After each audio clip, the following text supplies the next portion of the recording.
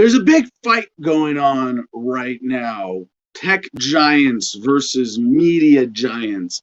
And the battleground of Australia seems to be the proxy for the rest of the world. And what's at stake here is more than just the immediate matter of the fight, which is, should social media companies pay news companies for content that their users post on their sites? And the answer is a clear no. This is a kind of extortion by content creators to say, if you're going to use my content, you have to pay me. Now, why is that a problem, right?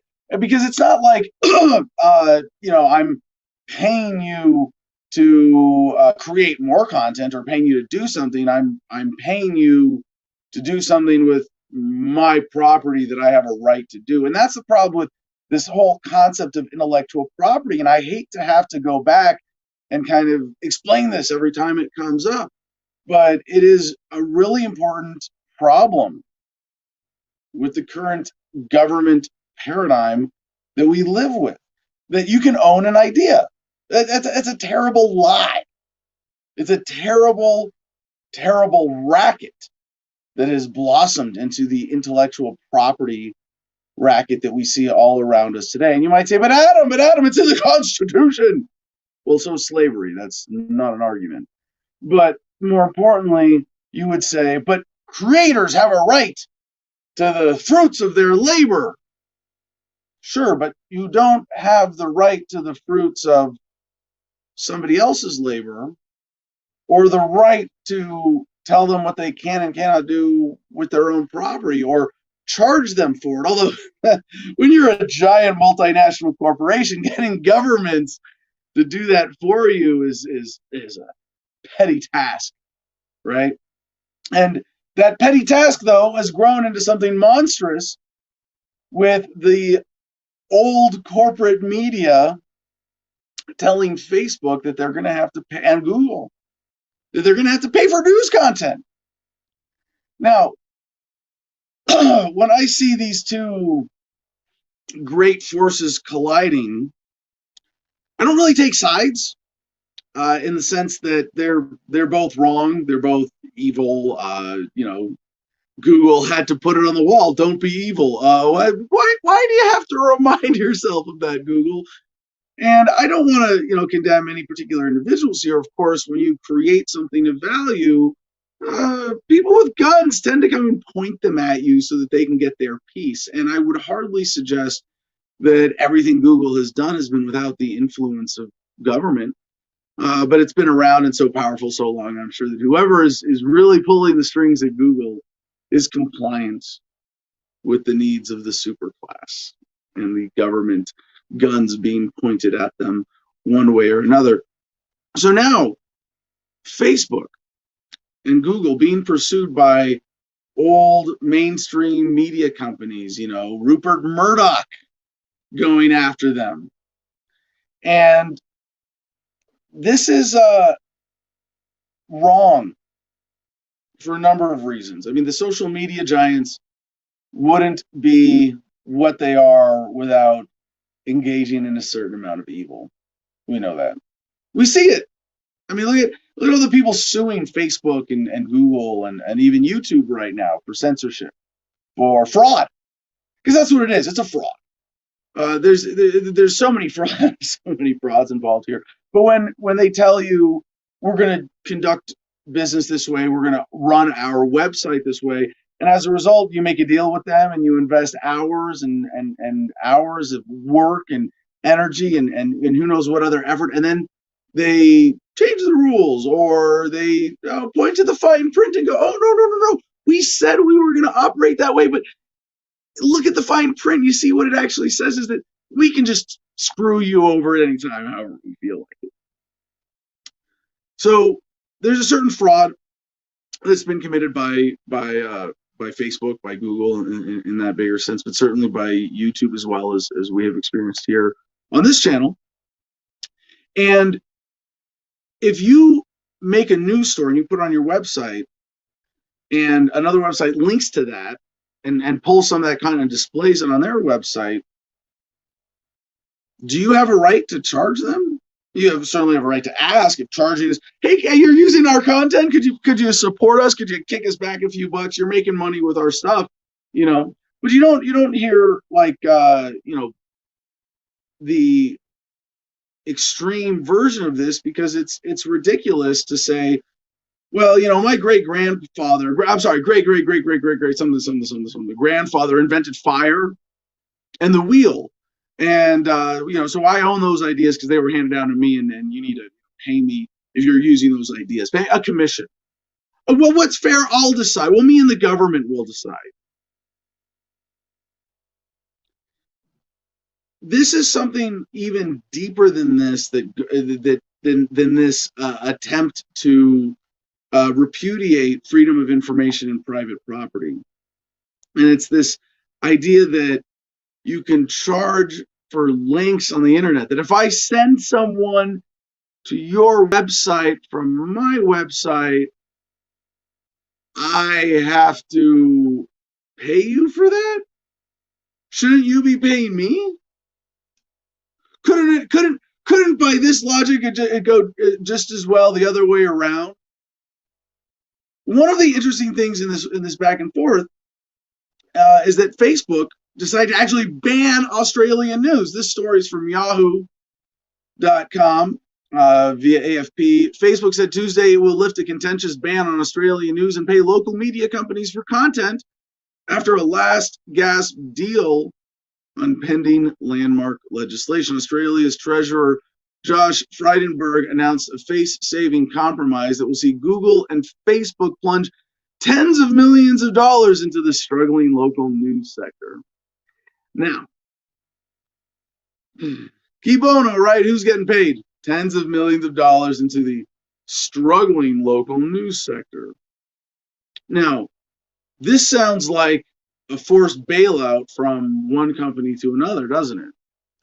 And the politicians behind this are probably looking for their little piece of the pie too. Oh, well, we saved your struggling local news sector. You better write some favorable stories about me, or at least, send me some cash under the table, or just, hey, above board, make it campaign contributions. How much you want to bet staff at these companies in the local news sector are going to be donating in a targeted way based on this? Yes. In return, the U.S. digital firms will, for now, avoid being subjected to mandatory payments that can cost them vastly more and create what they see as an alarming global precedent. And in this sense, I am on the side of Facebook. And Mark Zuckerberg, if you happen to see this video, for all of the manipulation of the conversation that you host on Facebook, for all the perverse things that have come of that, I'm on your side on this one. This is government, although I should say it's sort of like in this one little point, I'm on your side. And I would love it if you want to use me for this, right? So Adam versus the Man will incorporate in Australia and clear these technical hurdles, and then we'll be one of these people that you have to pay for content if you're sharing my. But no, that's not going to happen. Because what is the effect of this? More government control of the internet, more consolidation of the media, and a conglomerization of the media. Do you see there's an interesting effect here? Because the mainstream media has realized people don't want to advertise with them directly nearly as much as they want to advertise on social media that is getting eyeballs, in part, in large part, from their content. And there's so much more money in Facebook and Google than any struggling local news sector. The effect of this is that now, whatever news outlets are getting money from Facebook or Google are on their payroll. Do you see what just happened here? The media, the mainstream media, as the soapbox, as the megaphone of the establishment, of the elites, of the super class that government serves, Yeah, they are now saying we want to work for someone else.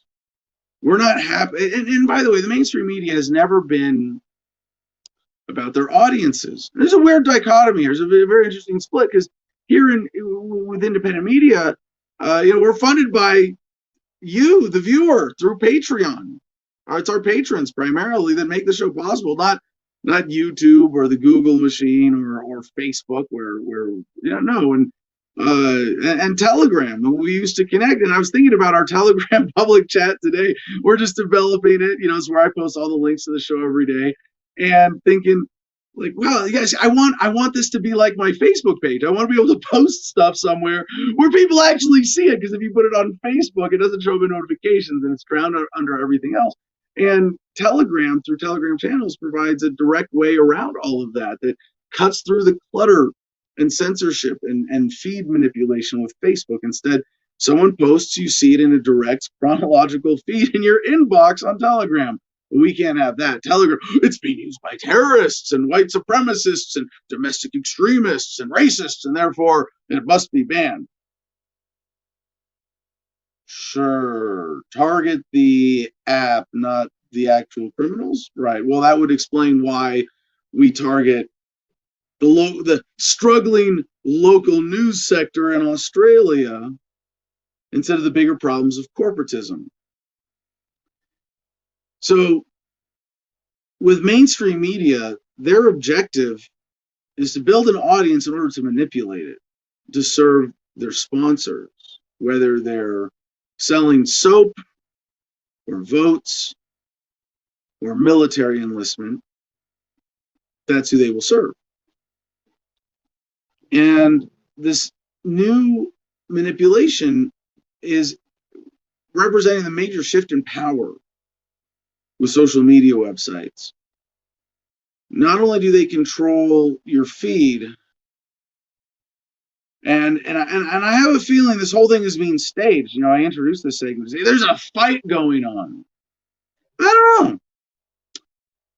Maybe we shouldn't be so sure about that. Maybe it's another staged fight.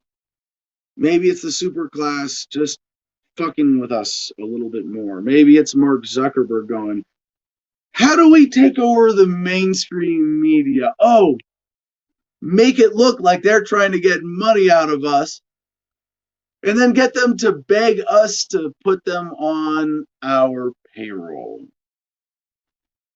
So I see something like this, and while I want to say this is a potential threat to the internet, it is, and that this is a fight between these giant powers, the government, the mainstream media, Facebook, and Google.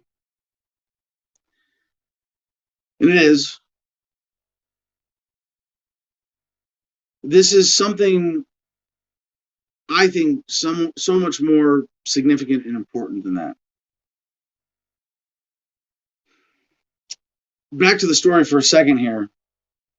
Just hours after the compromise was unveiled, Facebook announced its first proposed deal with an Australian media company, Seven West, and was said to be pursuing commercial deals with other local news organizations. The company is expected to use the content to launch a dedicated news product in Australia this year. As a result of these changes, we can now work to further our investment in public interest journalism and restore news on Facebook for Australians in the coming days, said Will Easton, managing director.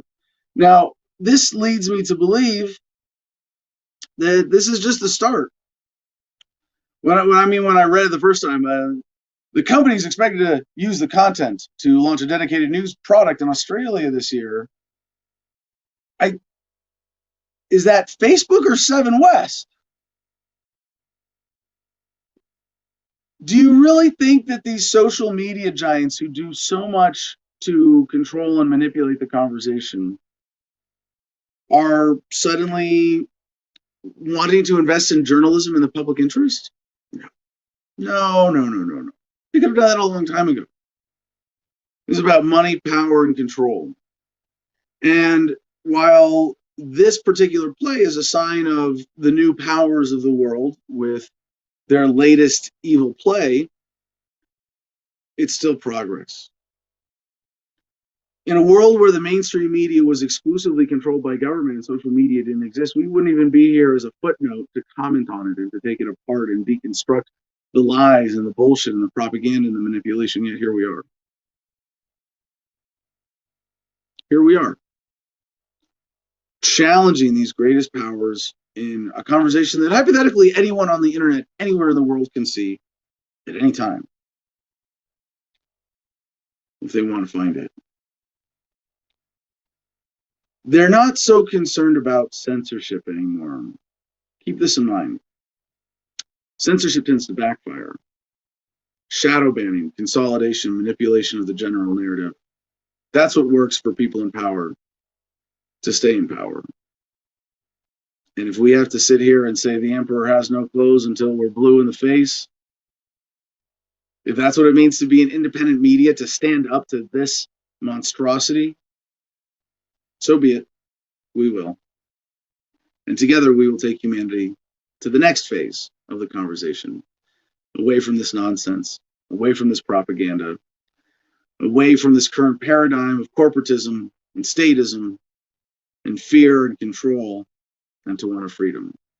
And today is Tuesday, February 23rd, 2021. You know, I don't know if I should keep starting the show with monologues like that, because then I don't get to say, "Good morning, Gardenia," at the beginning of every show, but I certainly enjoy that. I stole that line from Jim, who stole it from Robin Williams from Good Morning Vietnam, if you didn't get the reference. Robbie, where is slavery in the Constitution? Oh, where is slavery in the Constitution? Well, it was the tacit agreement that was recognized by Black Americans being constituted, or being 3/5 of humans for counting purposes. And that when the Constitution was ratified, it was clearly a new power structure designed to maintain the institution of slavery that America had at the time. So does the Constitution say you have a right to own slaves? No, but there was a reason, as CJ is putting on screen here, that the 13th Amendment was necessary, because it abolished slavery and involuntary servitude except as punishment for crime. The amendment was passed by Congress on January 31, 1865, and ratified by the required 27 of the then 36 states on December 6, 1865, and proclaimed on December 18. It was the first of the 3 Reconstruction Amendments adopted following the American Civil War. Now, I'm not here to pretend that this abolition of slavery was a complete reform of the system, that there weren't Jim Crow laws, that Black people weren't Black Americans weren't still hugely disfavored in America in general. But there was a larger intent in the 13th Amendment in the Civil War. Obviously, Abraham Lincoln was not someone who, well, just look up some of his racist quotes. They're pretty horrendous. Yeah, the Watson channel. The 13th Amendment legalized slavery. Yeah, that's kind of what I was getting at here. In that, instead of saying let's make it clear that, I mean, to me, what does it mean to abolish slavery? Now, slavery is one of those really big, let's see, 14th Amendment, corporatized the individual, making them the corporate fiction to be under corporate government. You can reverse that, Robbie. Yeah, so this is my point. So when slavery, the direct ownership of another human being, right, is sort of how we think of it, where you own them and you enforce them or demand that they do whatever they want. 1054 stealing memes is unconstitutional. Well, if you can't say fuck, you can't say fuck the Constitution. And by that, I mean the current Constitution, which is actually the product of an illegal coup. And as a constitutionalist, I must be at every level opposed to the current Constitution that we live under.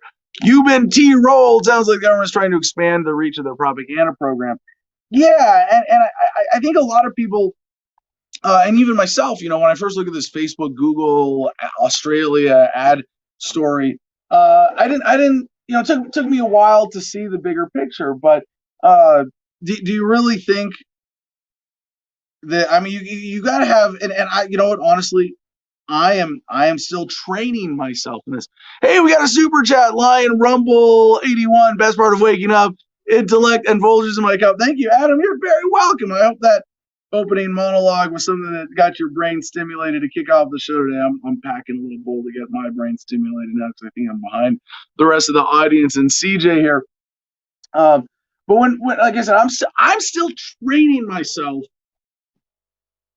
to read the news. I know that it's like I've been doing this for how many years like this, and presenting as a journalist or a commentator what's going on in current events, and yet still, I see a story like this, and I get sucked into it. Right, I read the words, and it's like it's a weird discipline. And maybe this is the real value of what we do here at Anna versus the man. You've been trolled.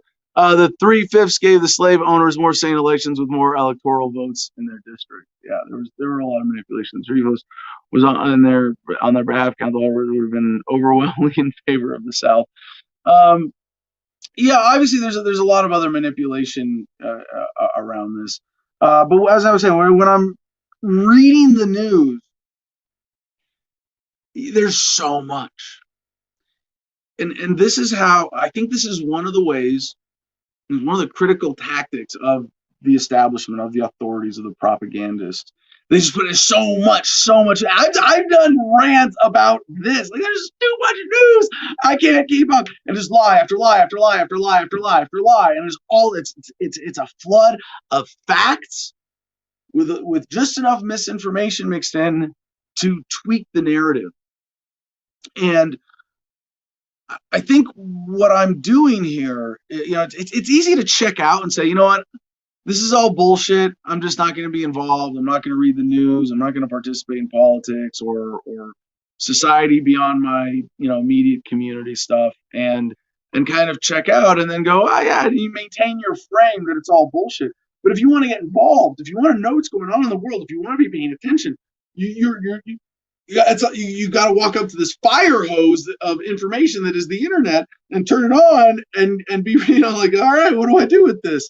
And at some point, I have to, like, I can't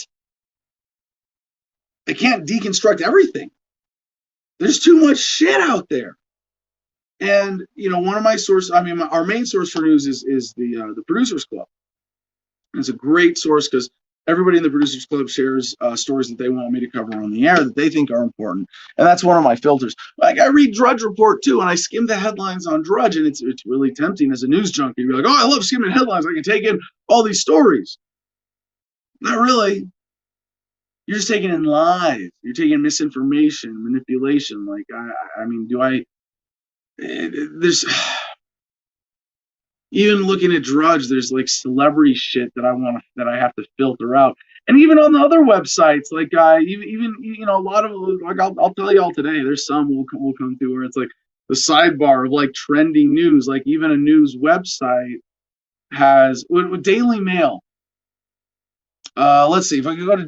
Do I have any Daily Mail? I don't have any Daily Mail stories in the mix today. I think we used to get dailymail.co.uk used to show up a lot more on Drudge. Drudge used them a little more, I suppose. But if you go to, let's see, CJ can pull this up faster than I can. Dailymail.co.uk, one of the world's biggest news sites. And you can get that on screen, CJ. My internet's being really slow. I don't know why. But they have a column on the right side of the page called Female. Is in a play on, this is the Daily Mail, this is the Female. Got it? Male, female, yeah. Mm-hmm. And oh, hey, we got some Producers Club chats here. Epoch Times, Trump tops poll asking for favorite presidents. Yeah. Well, when you have an audience of Trump fans, he's going to win every poll. No kidding. All right, but dailymail.com. Scroll down there if you would, please, CJ. Click on, keep going. There it is.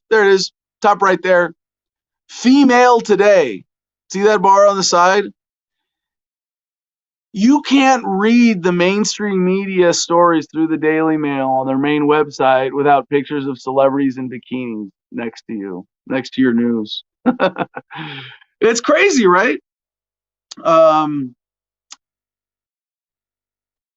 think that's a big part of the manipulation, right? Like we don't do that. We don't cover like we Adam versus the Man. Like, we don't really cover celebrity news except as it becomes relevant to something else. Something doesn't become relevant just because uh, people recognize them or it.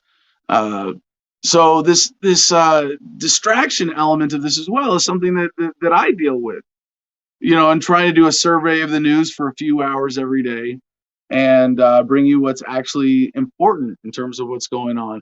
And in order to do so, I have to brave a minefield of titty pics and obscene celebrity headlines every single day to bring you the news that counts. So you can separate your porn from your news. And when they throw all this at you, it's not just distractions of meaningless nonsense. It's the distraction of the lies. Like I was saying with this Facebook, Google, mainstream media, Australia story, you can't just read it and go, okay, this is what's happening. So you have to first absorb and analyze and question the facts. But then you have to question what is the narrative or what is the motive behind the story. And then the motive behind the players and how the information got into that story that you're reading through what distortions. So with that, let's get CJ up on stage here. CJ filling in for Comment Jim Freedom, doing a great job getting your comments up on screen. Well, I don't know. Oh, we got to tease the next story, dang it. Adam, good morning. Well, I should say morning. What, you want to tell? Smoke weed every day. Smoke weed every day. All right, that was our musical interlude for the show. All right. Hey, you're going to trigger the censor, CJ. I have 15 seconds to take a hit before the censors are triggered, right? All right, CJ. I mean, starting with this story about Facebook, it's a big story. It's not like it's hidden, but that makes me all the more suspicious that it is it's a manipulated story. That it's not Facebook and Google being fought by media companies. I think it seems way more likely, given the amount of money and power that Google and Facebook have, that they could even infiltrate these companies and get them to do this and make it look like this in order for them to get I mean, think about this. Has anybody else pointed out that this could all be deliberately a conspiracy to get as much of the mainstream media on the Facebook and Google payrolls as possible? Does that seem out there, or does that seem like a sort of rational, like, hey, there's a big shape under a blanket in the corner of the room. I'm pretty sure that's an elephant, Yeah, Smoke, more to process this one? Oh, no, I'm just, I mean, Facebook is wanting to make money off of you, and you want to make money, and they want to make money, and they believe they have a right, and you believe you have a right, and it's an interesting argument. If you own your rights and your own intellectual property rights, if that's the thing that government believes in, then yeah, they're gonna go after people, and if they don't, then they won't. I mean, it's hit or miss, I guess. Like, it's a minefield on the internet. Don't get murdered on one app and then think I'm gonna be like, oh well, it was Facebook's fault. You got murdered on Facebook because of the algorithm over there, or you got murdered on TikTok because your algorithm over there, or suicided by this platform, or like manipulated in such a way that you show up to Capitol buildings. I mean, they can just guide you all into the slaughter, and they just proved it, like, true. Yeah. I mean, this gets kind of scary when you think about the real-time manipulation that's tied to this, with examples like January 6th, as you're referencing. We have another story on that today too, man. The fallout keeps coming. It's been a month and a half, and January 6th is still incredibly relevant. More than ever justifying your involvement, because now we have a resident expert and witness here on Adam versus the Man. Sorry. Oh, is 2021 over yet? 2021 over yet? By the way, CJ, you already got a compliment in the producers club about your bong. Oh yes, it's a great bong. It's one of the greatest of bongs. It's lovely. It's called the Nuke. The Nuke for the internet warlord. Absolutely. Well, are there any comments so far this morning really getting into this analysis of the Facebook seems story? jaded. I've been jaded, guys. Did CJ get ran over? We may need a mental health Tuesday, possibly. Crazy conspiracy theorists. Let's see here. I mean, bong hits for the win. Okay. So I guess being offended is just a choice, right? It's a Facebook false flag. It's a good one. Okay, I'll give that one. That one's for sure. That's one way of describing it. They're making it look like it's an attack on Facebook. Facebook plays the bad guy, concedes, gives up a few 10 millions of dollars, and then ends up more powerful as a result. Yeah, that's kind of how false flags work. You've been trolled. T-Rolled says if something like a government official coming out to take down the government and no one, not even the NSA, can figure out who they are, it's 100% fake. Yeah. That's a good point. All right, well, yep. Lots of distractions in the news that don't matter to distract the public, of course, Craig. No, that's really that's the biggest part of what we do is just kind of getting past that. There's so go to any. I mean, should we go back to the Daily Mail for a second? Do you want to go look at half-naked celebrities on the beach? No, Daily Mail. What is the news? What is the most important? What is the news? They have your attention. This is a mainstream, credible news site. How is it possible? I mean, the headline here is about January 6th, incidentally. I still have chemical burns on my face. Now, we have a different story that we're going to be covering with this today from the Associated Press. The title is Security Officials Cast Blame for January 6th Failures at Capitol, because we want to look at the facts. This Daily Mail story wants you to look at an individual experience, chemical burns on your face, and CS gas. The funny thing is, a Capitol Hill police captain complaining to senators that she has burns on her face like a month and a half later, when they have been using CS gas, the government and the Capitol Police on CS gas on protesters for decades. It's insane. All right, so the next thing, Ted Cruz. I wasn't going to cover this, but as long as we're talking about bullshit distractions in the media, hey, we have a senator from Texas who doesn't care about the people and had a big clumsy trip to Cancun in the middle of the winter in Texas that everybody thinks he should be very embarrassed about. No, I'm not going to cover this. Look at the next one here. Biden's budget pick, Neera Tanden, is dead in the water after another Republican said she will vote against the ex-Hillary aide over mean tweets. Meghan McCain calls for Biden to replace Dr. Fauci. Florida Democrats spark outrage by refusing to follow Governor DeSantis' order to lower flag. None of this fucking shit matters. Does it seriously, are the things that are facing you in your life, the shutdowns with the pandemic, your financial challenges, legal challenges, things you're trying, threats that are very real from government policies, the drug war, things that actually affect your life.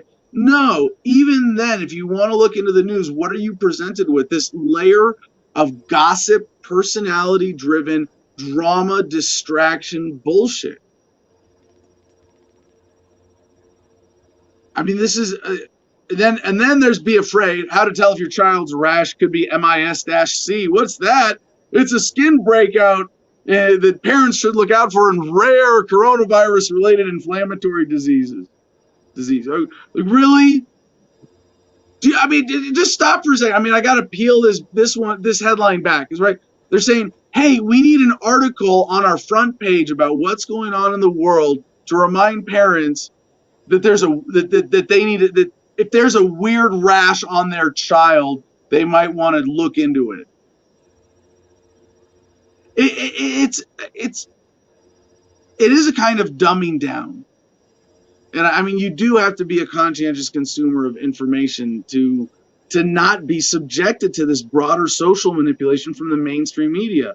I mean, this thing, I lost 20 retailers and it cost me $65 million. My Pillow CEO, Mike Lindell, admits he will make staggering losses this year after boycott of his firm over his election fraud claims as he's hit with $1.3 billion Dominion defamation suit. I'm not covering this because people are still fighting over the 2020 election. Can't you just accept who won? It was drugs. Drugs won. Biden lost. Trump lost. They're all a bunch of fucking pathetic losers in the super class, super class, servant class as politicians. And in the mainstream media, they're just like a subservient unit in this power structure. They're the personality nonsense. Treasury Secretary Janet Yellen says she is open to increasing corporate taxation, but Biden opposes a one-off wealth levy. Don't pay attention to the policy that might affect you, because if you did, you would see that this monetary system, this whole system of corporatism, is fucked and designed to exploit you. No, instead, let's make you think that you know what's going on. Let's pretend that you're important and that you can tell what the real news is while we distract you with the personalities. Don't pay attention to the deeper policy or structural issues. Just look at who's fighting over what.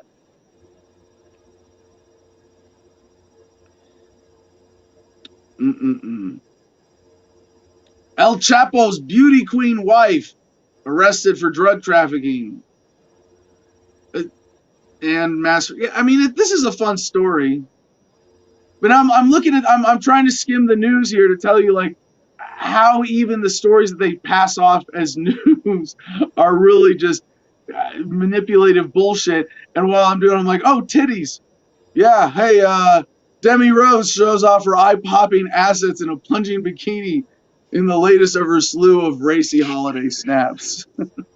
And the Daily Mail is like not special this way. There are worse. But what happened? This is the effect of the consolidation of media under corporatism, under policies like this. And if what happens as a result of this fight, this false flag against Facebook, is further consolidation of corporate media under the corporate network of Facebook and Google, this is going to get worse. Although, with the economy splitting under COVID, it's sort of like the bifurcation, right? The splitting of the economy more into white and black markets. Similarly, it'll be mainstream media and independent media, honest or dishonest media and honest media, very, very clear delineation. So one of the reasons our important sources for our most important source for putting the show together every day is you, our patrons, our supporters, and our producers club. And we usually give a membership away every day. So today, top comment. I don't know, CJ, do you have a request for top comment to win membership in the producers club today? Oh, top super chat for sure. I mean, whatever. No. Just top super chat today. Yeah, you buy your way in. Yeah, or best caller. I mean, always a good one.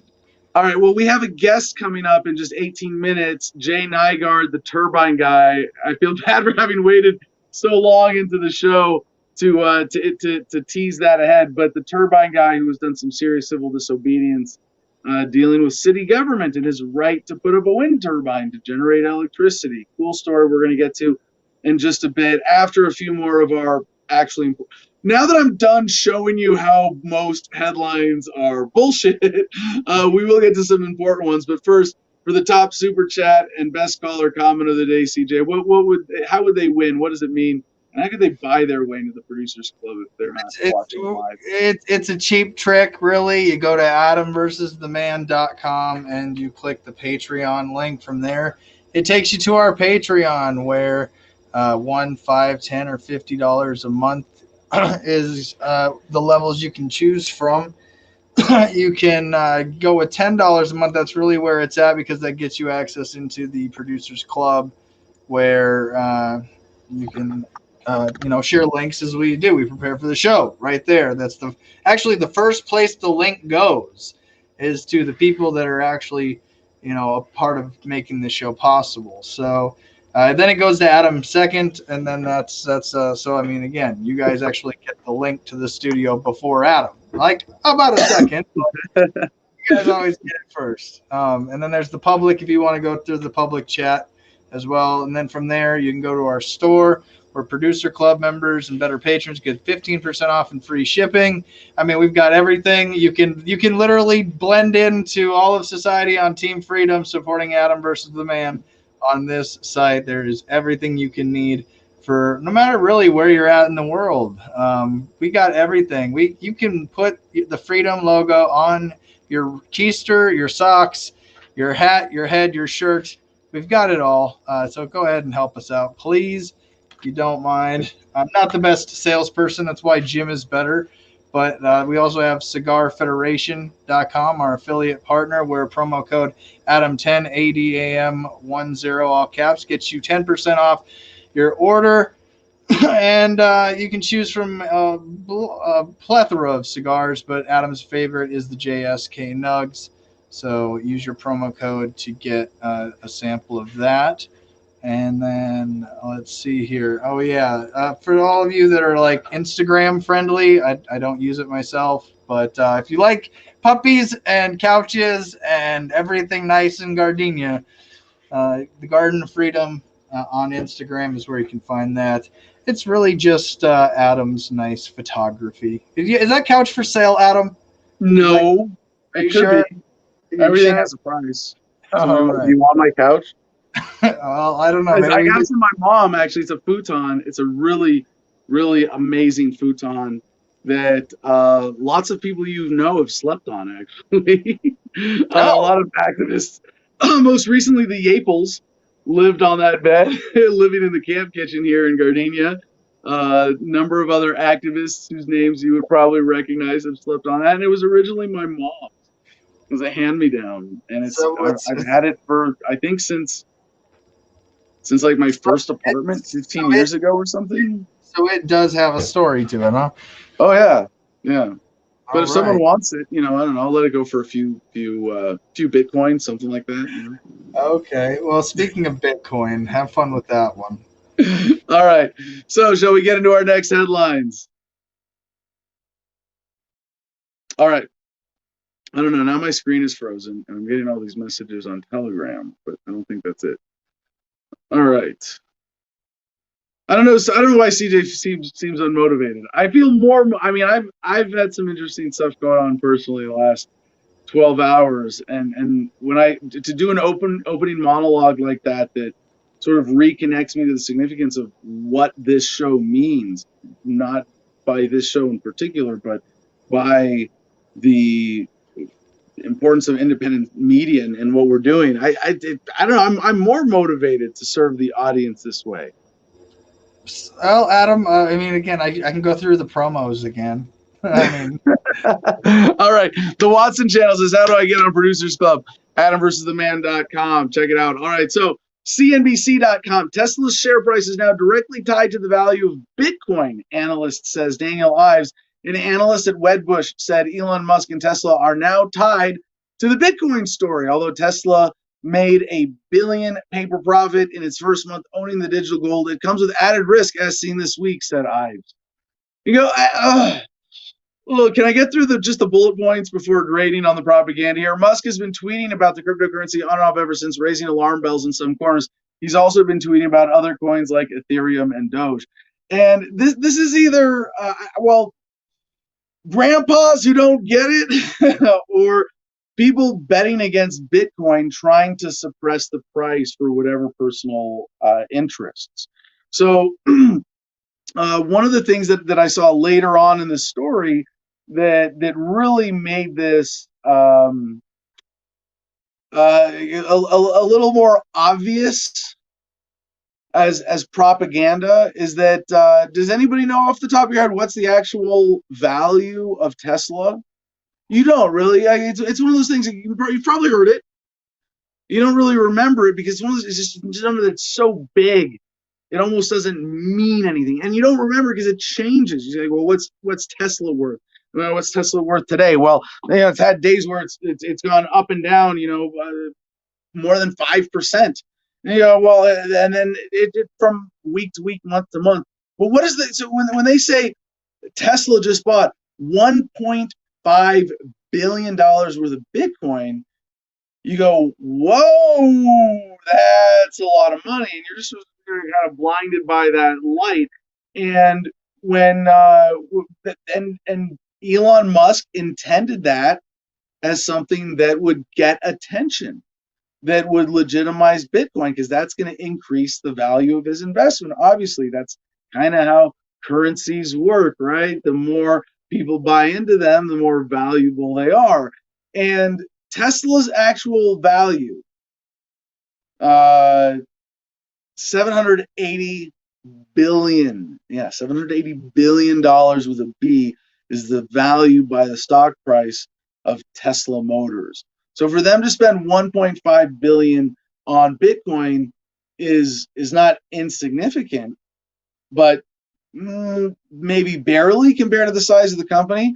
So it is true to a certain extent what this headline is saying. Tesla's share price is now directly tied to the value of Bitcoin. Well, directly tied, that would be a lie, actually. And this is still a misleading headline. But he's directly tied, subjective analysis. It's kind of like one of those Trump tricks where he would use language that most people would go, "Oh, that's not true, that's a lie," and then accuse him of lying and say, "Well, no, I'm using this definition of the word. Directly tied, in people's minds. I'm just using that in this sense." So the thing about tweeting here, there was another quote from this, that he's tweeting a lot. Like, this is why is this a problem? So Musk has been tweeting about the cryptocurrency on and off ever since the $1.5 billion purchase. Like, no shit. Raising alarm bells in some corners. He's also been tweeting about other coins like Ethereum and Doge. Now, the thing about someone bought something and he's tweeting about it. That's because he believes in what he bought. That's a problem. No, the alarm bells going off are for people who see crypto as a threat to their established order around the U.S. dollar. And it's still in the scope of all the money in the world. Also, almost insignificant. But the alarm bells going off would be from people who are betting against Tesla and or Bitcoin. The billionaire changed his Twitter bio to BTC last month, causing it to surge 20%. And over the weekend, he said the price of Bitcoin and Ethereum seemed high, resulting in a sharp fall. Oh, the fact that Elon Musk pointed out that there was a bubble is why the bubble popped? Please. Yeah, resulting, that's... I mean, I'm not saying it's not insignificant. Musk does move money and other people's money by his influence.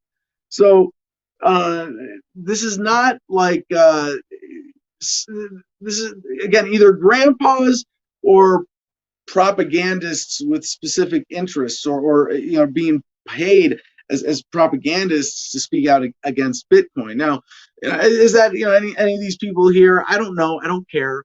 But when I see a story like this, as someone who understands Bitcoin and crypto in general and the potential that they have to serve humanity, this isn't this is not honest coverage. And again, in line with our theme of seeing past the manipulation of the news today, making it about personalities as distractions. Here's this paragraph. Lonergan told CNBC Squawk Box here, quote, "When your Twitter feed is nonstop about an asset, that is a huge warning signal. In the world of social media narratives, you've got to be very, very careful. When the personality of a CEO is 10 times bigger than the cars they're manufacturing, you've got to take this stuff with, this very, very, very dangerous territory this is very, very, very dangerous territory from an investment standpoint." And for those sort of old school institutional investors, yeah, fluctuation is dangerous, but the thing is, change is accelerating, and Musk represents that. He's done a lot in this past few years with his personality and his ego, right? And on Twitter, saying a few things that were inappropriate, that reflected, negatively on him. But they're like, hey, well, we're talking about the value of Bitcoin and Tesla, and the purpose of this media piece is to get you to influence you to buy or sell, or to be more or less likely to buy or sell these various assets, right? So if they want to discourage you from buying Tesla and Bitcoin, this seems like a pretty effective way to do it. Don't pay attention to the value of the assets. Don't pay attention to the potential of Bitcoin.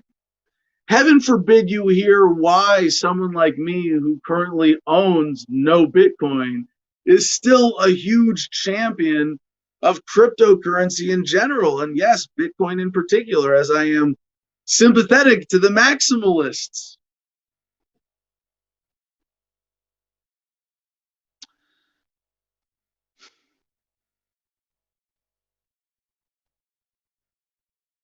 There's a lot of money at stake with this. There's a lot of manipulation. And it's no surprise that Elon Musk, as a disruptor, as someone who, for any of the negative you would want to, you could legitimately say about him, deserves the gratitude of humanity for moving the ball forward in such a powerful way. No surprise that someone who has put himself in his position is going to be resisted by the establishment. And speaking of the establishment, our next story is from Bloomberg via MSN. Powell signals Fed to keep buying bonds even as outlook improves. And I go, oh yeah, these are the real gangsters of the world. These are the real mafiosos, right? What does it mean? They don't even, they have us all under this weird neuro-linguistic programming propaganda spell, where when they rip us off to the tune of tens of billions of trillions of dollars, we're talking about the biggest numbers in the world here for money. Yes, the U.S. federal debt, the national debt, where's that come? It's not the national debt, it's the federal government's debt. Where does that come from?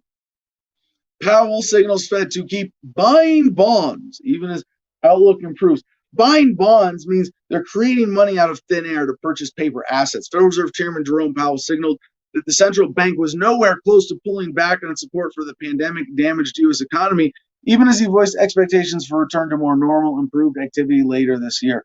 Now, one of the things that, when you understand the Federal Reserve System rip-off racket, the whole fiat currency racket, one of the things that pisses you off more than anything is that there's this incredible curve of human progress, of productive capacity, of potential, of technology, et cetera, and that would result in increased quality of life were it not skimmed off the top as it got bigger, stolen from us by this financial manipulation system. Because the result of that, we would be several generations past when most human beings would be retired and work would be optional, and we would all individually have that personal financial security and that ability through the inheritance that's been stolen from us as a society, and instead put in the hands of governments and bankers and major corporations.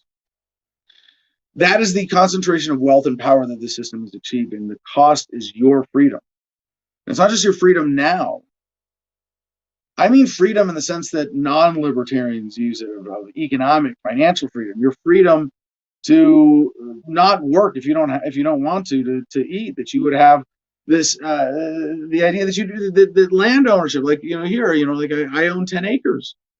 That this is is even a rare thing, and that I have to put in so much work at this point to establish self-sustainability, as opposed to every family having something like that as the default by now.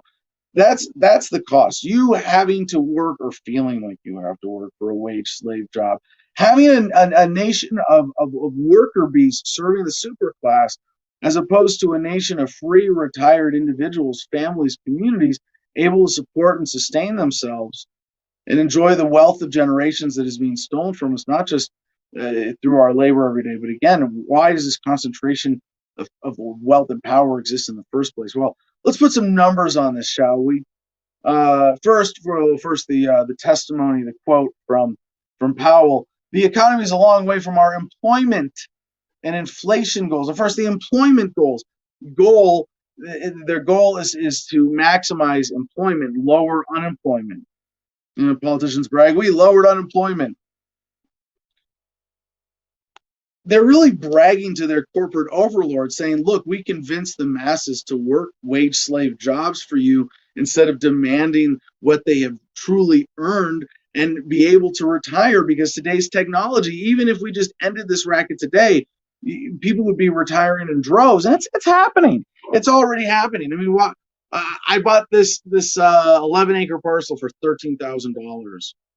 If all I wanted to do was live independently and self-sustainably and just focus on that and have a very modest off-grid home, cabin in the woods, and be able to cabin in the woods and a garden, easy.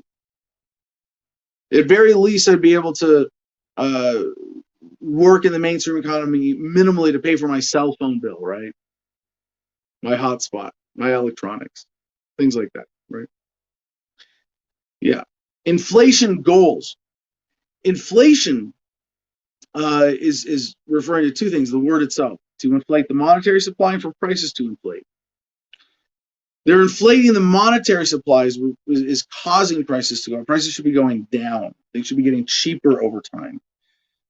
And it's that difference between prices going down. Think if prices were going down as much as they've been going up over your lifetime, how much more would you be able to afford? It's that gap between prices going up and where they should be going down that is one measure of what is being stolen from us through inflation. The Fed is currently buying $120 billion of assets per month, $80 billion of treasury securities, and $40 billion of mortgage-backed debt. Think of all the distortionary effects, all the subsidiary rackets attached to this one. Oh, mortgage-backed debt. You don't think there are people in the home loan, construction, development, real estate who realize that this is pumping money into inflating home and real estate prices in a way that shouldn't happen, that makes it harder for people to live well? Well, they know the racket that they're a part of. They understand that, at least at some visceral level, that they are profiteers off of this evil. I don't blame them for responding to those incentives. But the result, that we have more empty homes in America than homeless people, this is offensive to anyone who understands what's going on. And that people spend more time trying to understand the propaganda and the numbers of the Federal Reserve than understand the rules of the game and what's really going on is pretty sad. One other effect, our next headline, businessinsider.com, Biden is changing the PPP rules. For 2 weeks, only businesses with fewer than 20 employees can claim pandemic relief loans. And then after 2 weeks, we'll go back to our normal pandering to the super rich and paying them off through another crisis excused splurge in government spending. And that's what it's really all about. And what's the purpose of government? Keep the super rich getting richer at the expense of the rest of us. And our guest, Jay Nygard, is ready. So without further ado, I'm gonna refresh my screen while I bumble through an introduction. Let's see. And let's see, guest is ready right away. All right, cool. Ladies and gentlemen, Jay Nygard is a friend of mine who has had some similar experiences asserting his rights, living off grid to harvest, of all things, the wind. The evil wind.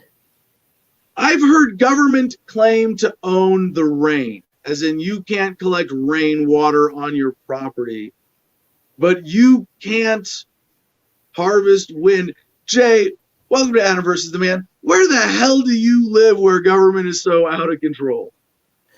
Yeah, I live in Orono, Minnesota, which a few years ago was noted as the 10th richest community in the United States. Hey, Jay, you're not like wearing a mask, are you? Trying to like hide your No, I don't do that mask thing if I don't have to. All right, cool. Well, thanks for adjusting your shot there. All right, so give us please the background. How did you end up there, and why? And you know what before we get into the meat of your civil disobedience story, you know, with your family, your living situation, please give us the appropriate backdrop. Okay, well, I want to start prefacing by we have my wife and I have had 5 criminal prosecutions related to property issues in our city without a conviction. Without a single conviction. And in Hennepin County, Minnesota, where there's a 94% conviction rate, we're 4 times more likely to win the Powerball than we are to get off 5 times. Nice. Yeah. So anyways, years ago, I got into the green energy field and I figured, hey, I'm going to start doing solar and wind and look for all kinds of different products. And I ran into this wind turbine from Taiwan that just looked to be super cool and modern. And I sent off my $5,000 to Taiwan to become a dealer. And part of my goal was, I've got to be able to prove to you that it works, right? Well, I waited 2 months sitting there hoping, you know, that this Taiwanese company actually existed. You know, maybe they were up at the opium den laughing at the silly American that sent them all this money. You never know. But after 2 months, a turbine showed up. And that's where my relationship began. Now, right now, I am the U.S. technical advisor for Hivat Technology Corporation of Taiwan. So I've got a long-standing relationship with them. I've got them through UL certifications and Small Wind Certification Council certifications, and donated my time and effort all these years to get this accomplished because I believe so much in their product. So, anyways, like I said, I got to put one up so I can show you, yes, it works, you know, because there's so many bad actors in this field. So that's what I did. And being on the planning commission and city council in my community previously, I understood that there were no ordinances to control it and that I could really put it wherever I wanted as long as I didn't violate the height ordinance. Well, unfortunately, just out of curiosity there, Jake, is this like I'm thinking as a homesteader, and I know a lot of people in my audience are going, well, what's the height ordinance? 30 feet. Okay, so you're allowed on your property to put up anything to 30 feet up to the edge of your property? Well, not according to the city. According to the city, you're not allowed to put up anything unless they say it's okay. But that's not how the code, but that's not how the code's written, and that's not how it's applied. So I knew that. So I put it on a 10-foot pole, and it was 19 feet tall right by the side of my house. And I put it in the most unobtrusive spot I had on the property. Well, my neighbor... Can we get this picture up? I'm sorry, we had the link, but it's like the side of your peaked roof home, on the side facing the lake, it sticks up just a couple feet above the roof, right? Well, that's a small one that I still have on. See, when I put the bigger one up, the 1500 watt, every time the city pissed me off during the lawsuit, I put another small one up. So I ended up with 3 more. Okay, and through all the litigation, I've still got one that they can't go after anymore. You know, no matter how crooked the courts are now, I still get to keep this one. All right. So how did the fight with the big one start? Well, it was a neighbor. It was a neighbor complaining, and the neighbors getting together and putting forth a bunch of hysteria and misinformation and disinformation and recruiting everybody they could in order, especially city officials, to go after us. And I've actually got the former mayor who started the lawsuits and a city council lady who was in on it, who have now come to the light side, and they're willing to testify that the neighbors in the city were out recruiting people and doing everything they could to get us. So it was because of that effort that we ended up in court, and we lost at the district court. And this is an older lady, and she didn't really seem to know what she was doing very well, but we lost because the city said that it's a quote unquote structure located in a setback zone. Well, that's not how the code works for all uses. And we ended up winning at the appeals court because they recognized that when they acknowledged that they didn't see the turbine as any different than basketball hoops, clotheslines, and flagpoles that populated the city uncontrolled. And they sent it back to the city for reconsideration. Well, their idea of reconsideration was having me resubmit my building permit, to which I sent them a letter that said, screw off, basically. I said, it doesn't need one, neither do basketball hoops, flagpoles, or clotheslines. That's a category the appeals court said, so I'm not sending you anything. Well, they took that as non-compliance. And they went back to the same judge and for the same reasons reopened the lawsuit. And I remember sitting there right before she ruled against us and said, well, you know what? I don't know very much about cities and ordinances. I don't do this very much. And then she ruled against us. So she admitted her incompetence right before ruling against us again. So we appealed again, and my lawyer had it dismissed for a technicality that he served the paperwork electronically instead of personally. That's why now everything has to be served electronically. It was at the time they were switching that over, and that the appeals court decided, you know what? Nygard's probably going to win again. Let's just get him on a technicality and make him lose. And so we lost, and we didn't know what to do. And I left it up and I left it up and I left it up. And finally the city went after us for contempt of court, and we got a new lawyer. And this guy found a 1995 Minnesota statute that gives everybody in Minnesota the right to harvest the wind. Now, we were in front of another judge with this too, and we went back to both judges saying, hey, we've always had this right to do it. So that was 1956? 1995.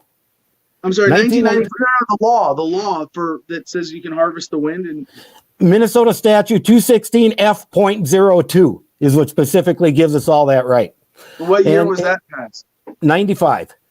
So this is they were 15 years individual turbine use like solar. They wanted to encourage it.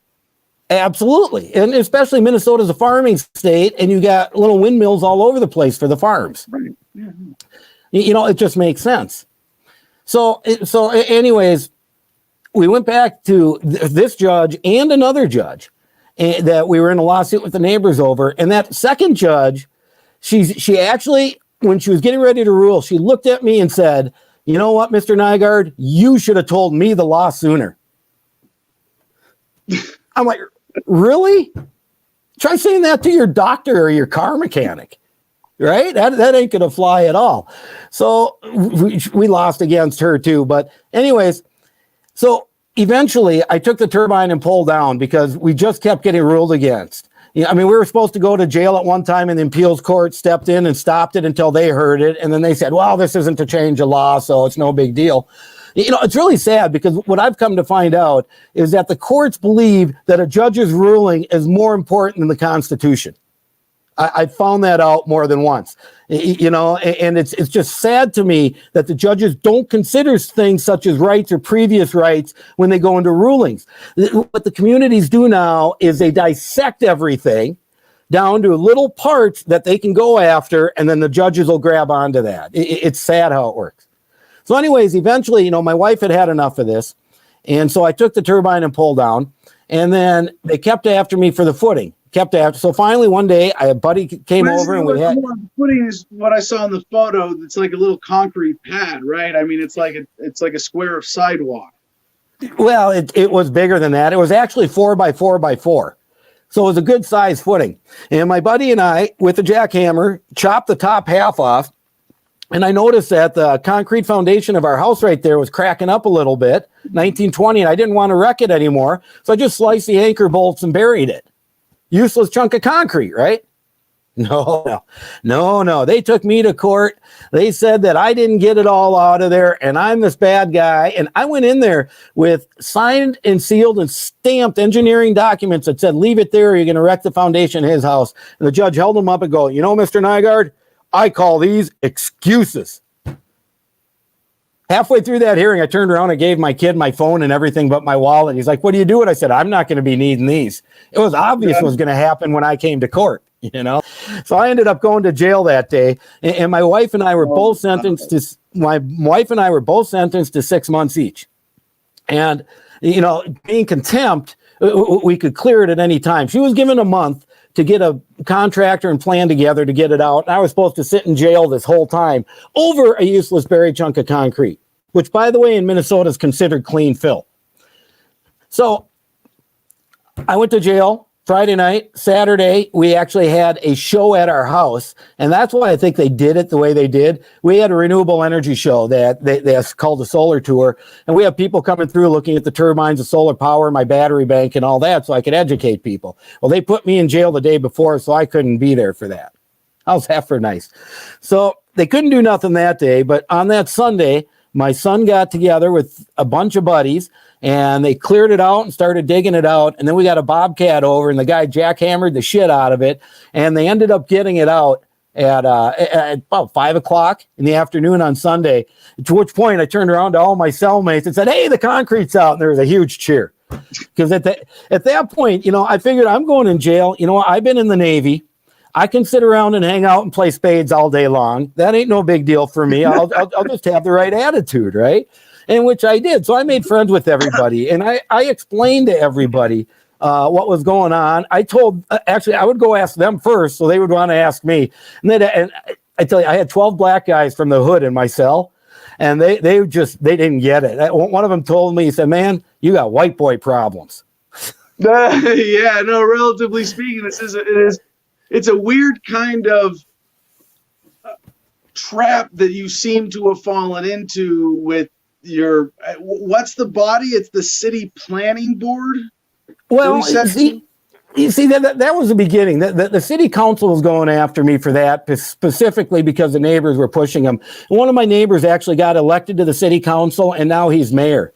Now get this, the guy, while he was on the city council, my company is Go Green Energy LLC.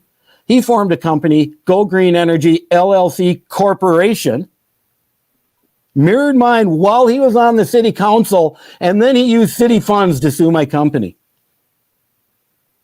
And you point that out to a judge, and they look at you with a blank stare. I mean, how's that for a man? Talking about abuse of power, abuse of position, and all this. So do you think, are you interested in naming this individual or pursuing him directly? Absolutely. His name is Dennis Walsh. He's the mayor of Orono, Minnesota. We affectionately call him the Weasel because that's pretty much what the guy is. Actually, I'll try to find a picture while we're talking and send it. So with just to sort of now that we see what's behind the story with the Weasel, I kind of want to go back and say and ask, like, what was behind every step of the actions taken against you. So you said first that there were neighbors complaining, but that there was an effort to get them to complain, right? No, they're the ones who started it. I have a neighbor. They sued us recently, and they sued the city to sue us. And you can't do that because then rich people win. If you've got the money to sue a city to go after someone, rich people are going to win. And that's something I understood on the council you can't do. And the city, instead of just moving to dismiss on that grounds, went after us for 18 months, then moved to dismiss on that grounds. So anyways, we were in a lawsuit with them, and we counterclaimed them all this, but the result of the lawsuit was we bought their house. So they're gone.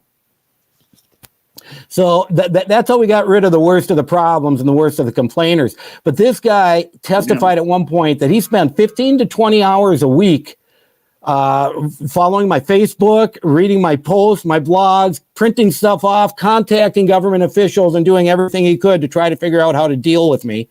And his wife said under oath that, no, that's probably low. It's more like 20 to 40 hours a week. Wow. Okay, so you had one genuinely obsessed, weird, pissed off neighbor, and then you had the Weasel come in and go, well, let's organize this and go after him, and so it's like there was a Karen, right, or a Chad in this case, right, who's trying to control you as that, and maybe he's got. I mean, you're spending that much time. I mean, even if separate from it's all justified or you're getting some sick pleasure out of it, that is a disturbing amount of time. Even the lower numbers there, 15 to 20 hours a week. Oh yeah. Going after your neighbor for a wind turbine.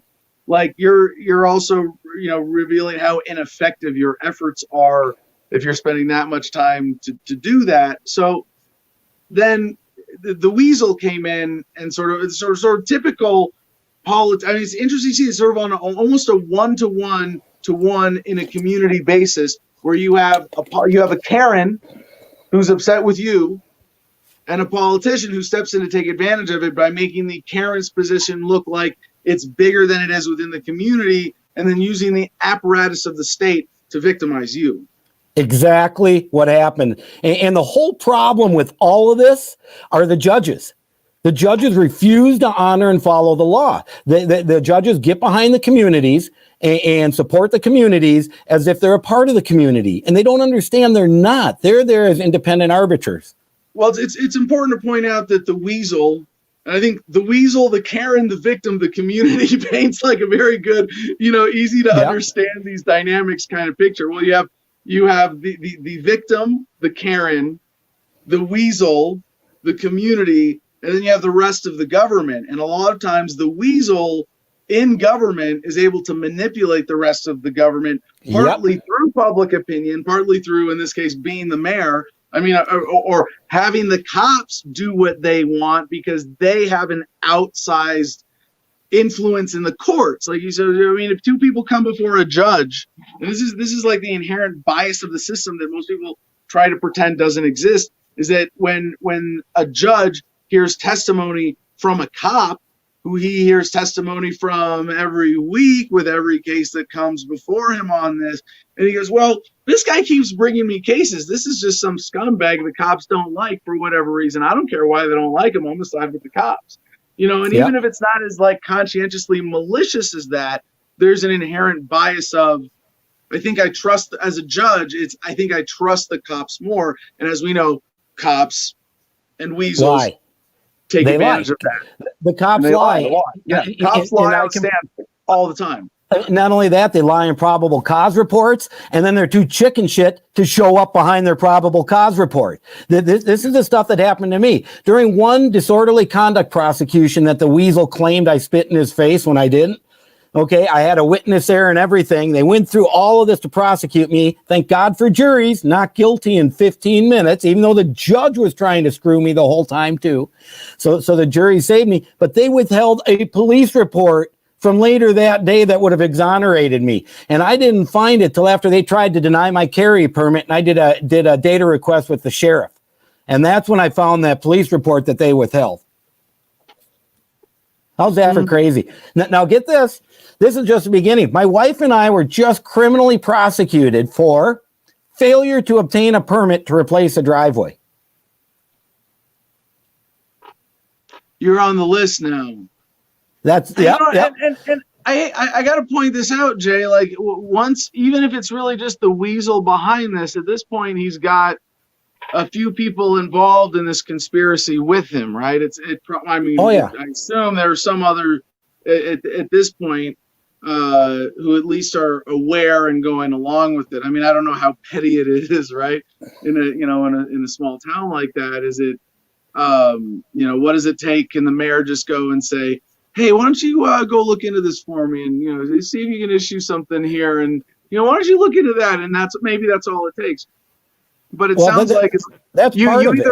You can run away peacefully, you move and forget about this and move somewhere where you're not a target and less likely to be one, or you're going to have to fight and win, because the third option is to sit there. And as long as this general circumstance exists with a corrupt mayor and city government that's at least manipulatable, you're going to be victimized. You're going to be harassed. Oh, absolutely. Absolutely. And that's why we're fighting our fight. because you can be victimized and harassed.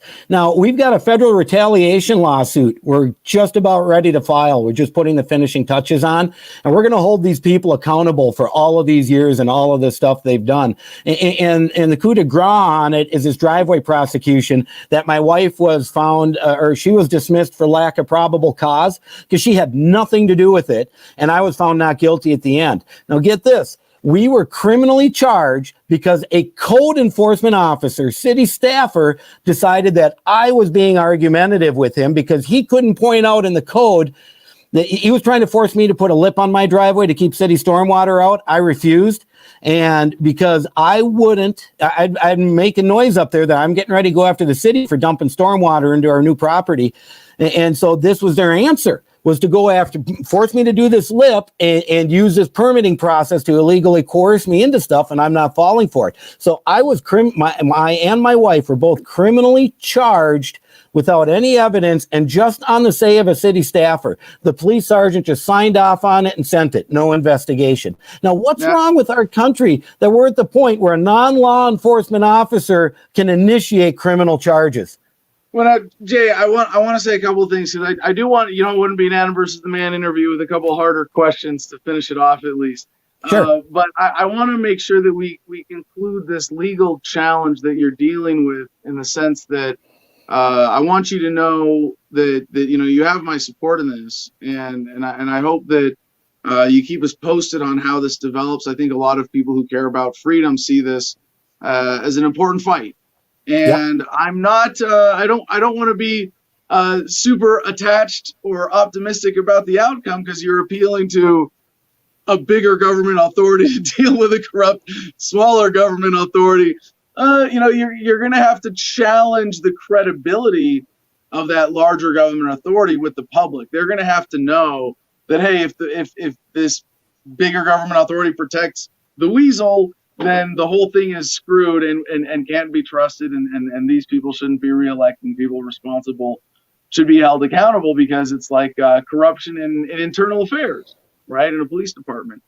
Yeah. So is there anything that we can do to help, aside from continuing to cover this story, and what's a good place for our audience to follow you on social media or anywhere else that we can amplify your message when you need the help with this?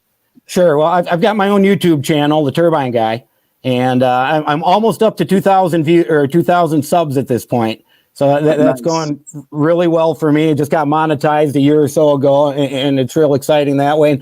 And, my channel is more about renewable energy, but I also do government corruption and animals and a few other things. So there's a whole wide variety of things. I got my website, gogreenenergyonline.com. Anybody can go there anytime and find my email and click over. So those two would be the two. One last thing I do want to talk about, if we got a quick minute, is I've been censored myself. Anonymous did my story after Mass Report did my story, and it blew up on Anonymous to over 11.5 million views before it was taken down. And I'm quite frustrated because it was taken down off the word of Snopes, of all places. And when Snopes did a supposed fact check on me, they lied, of course, and I tried contacting them to correct it, and they wouldn't even get back to me. So, I'm not sure how, but if people can find out how to, get my censorship out of there, so my stories can come back and people can see them, because I just like you've been around the world a lot more than me with news. I've been in Russian and Greek and newspapers. The UK Daily Mail's had a story on me. So I've been around, and you can still find these, but I just don't understand how a dopey little website like Snopes, that's obviously lefty liberal bias, can do this. And that's what gets me too. This all happened under Democrat president, Democrat governor, Democrat legislature in Minnesota. Not one Democrat comes out to support me. I'm doing what they want. Green energy. I'm bringing a new technology that's going to be a piece to the puzzle. Where are these doggone Democrats? Well, they only want it if they can control it and profit from it, right?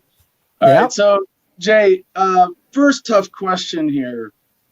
You live in a city with zoning and ordinances and city stormwater running right in front of your driveway, and you have stepped into a system by choosing to live there where, if I was playing devil's advocate, I might say, how can you complain? You chose to live there. You chose to live in this system, to be on grid in so many ways. Okay, I can answer that. Yeah. Well, First off, how can you complain? And more importantly, Jay, why wouldn't you live somewhere just a little more rurally, or sort of maybe even just outside of incorporated city limits, where you could sidestep some of these challenges? sure. Well, first of all, I don't live in a gated community, and I don't live in an association, and I chose not to live in those areas for certain reasons.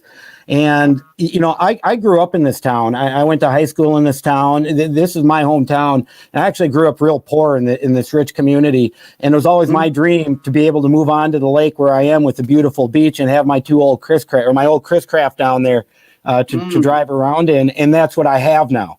Now, I got people who moved in after me, and the town is growing up and changing. Orono used to be kind of like full of rich people, but poor people too. And it was a real eclectic mix that all kind of got along with each other. But now there's a lot of new money moving in, and these people think that they live in gated communities, and then they get to tell you how to live.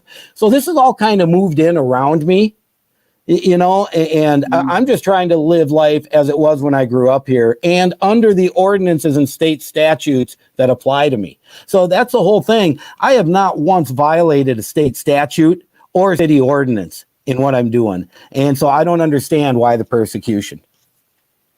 Wow. Yeah, no, it's, I can sympathize. That makes a lot of sense. And it's one thing to say, hey, if you're like me and I don't have any particular commitment to any location, to say pick anywhere you want in the country. But even that is a kind of submission to the territorial takeover of government in the United States, aside from the sort of land enclosure concept, but the extension of direct authority in violation of private property in such a way that when they do that, when you choose to live in an area like that, or a city extends its authority, they are basically doing so at the expense of your private property. And it is one of the great tragedies of American government. Well, and unfortunately, communities like mine fail to follow the laws and the things that are set up there for us. When they're going after us and we've got a 1995 law on our side and the city attorney never brings it up, okay, then you got a big time issue going on there. And that's what ended up happening with us. They're playing games with ordinance and statutes to try to take rights away. And that's what we're fighting for, and especially in this community I'm in. It's super important for me to win here so people in North Minneapolis or other more disadvantaged communities can enjoy their rights without having to go through the same type of fight that I am. Yeah. Yeah, no, there's huge implications to this. All right, we're going to end with something I hope a little more fun for you. Solar versus wind, right? And I'm going to ask you this sort of like two-part question here, because I live off grid. I got 5 250 kilowatt panels on my shipping container. I got some $200 charge controller off Amazon, an 8,000 watt inverter, and I forget I should know better about my battery bank, right? And I live in a pretty windy area, but it's also pretty sunny.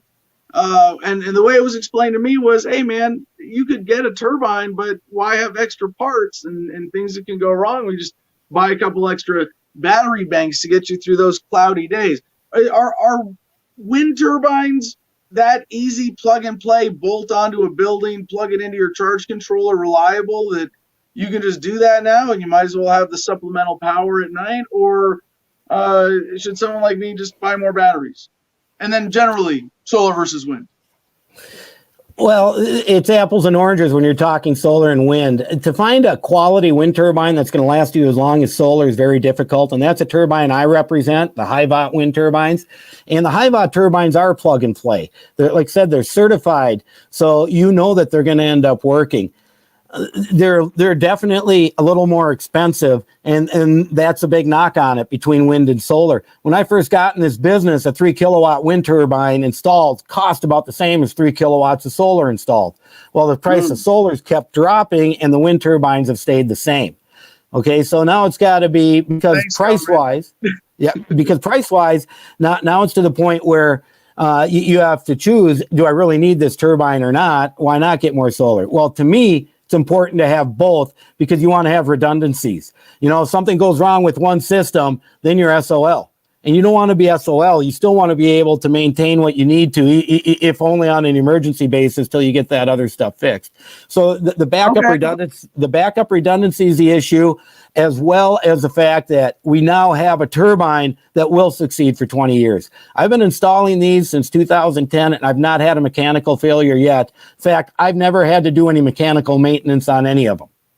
That's that is great to hear that wind turbine technology is already at that point of practical application. And it's understandable that solar was a lot sexier for a while and got more government money and attention, right? And maybe wind's got to catch up. So what would a homesteader or someone for like me just powering a little cabin, what would you expect to pay for a turbine like you're describing on a system like that?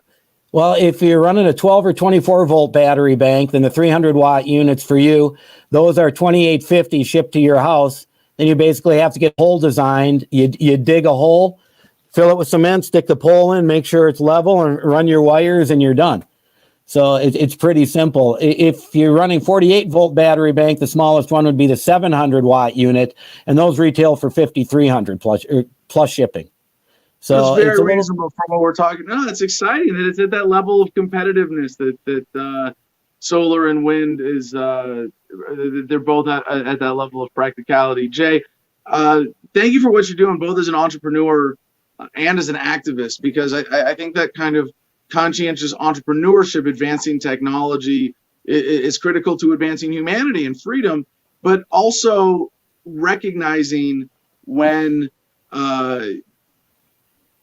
government is in the way of that progress, having the courage to stand up to it. So tell us your website again so we can get that up on screen. GoGreenEnergyOnline.com. GoGreenEnergyOnline.com. And my YouTube channel is Turbine Guy.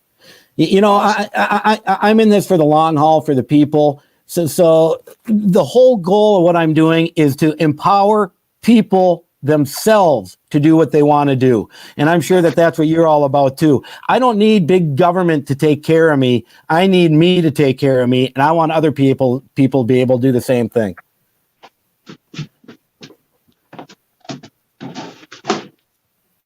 Well, Jay, thank you so much for joining us today. Really appreciate it. And best of luck in every way. I encourage everyone in our audience to keep up with you and support you in this. From a squid to a jarhead.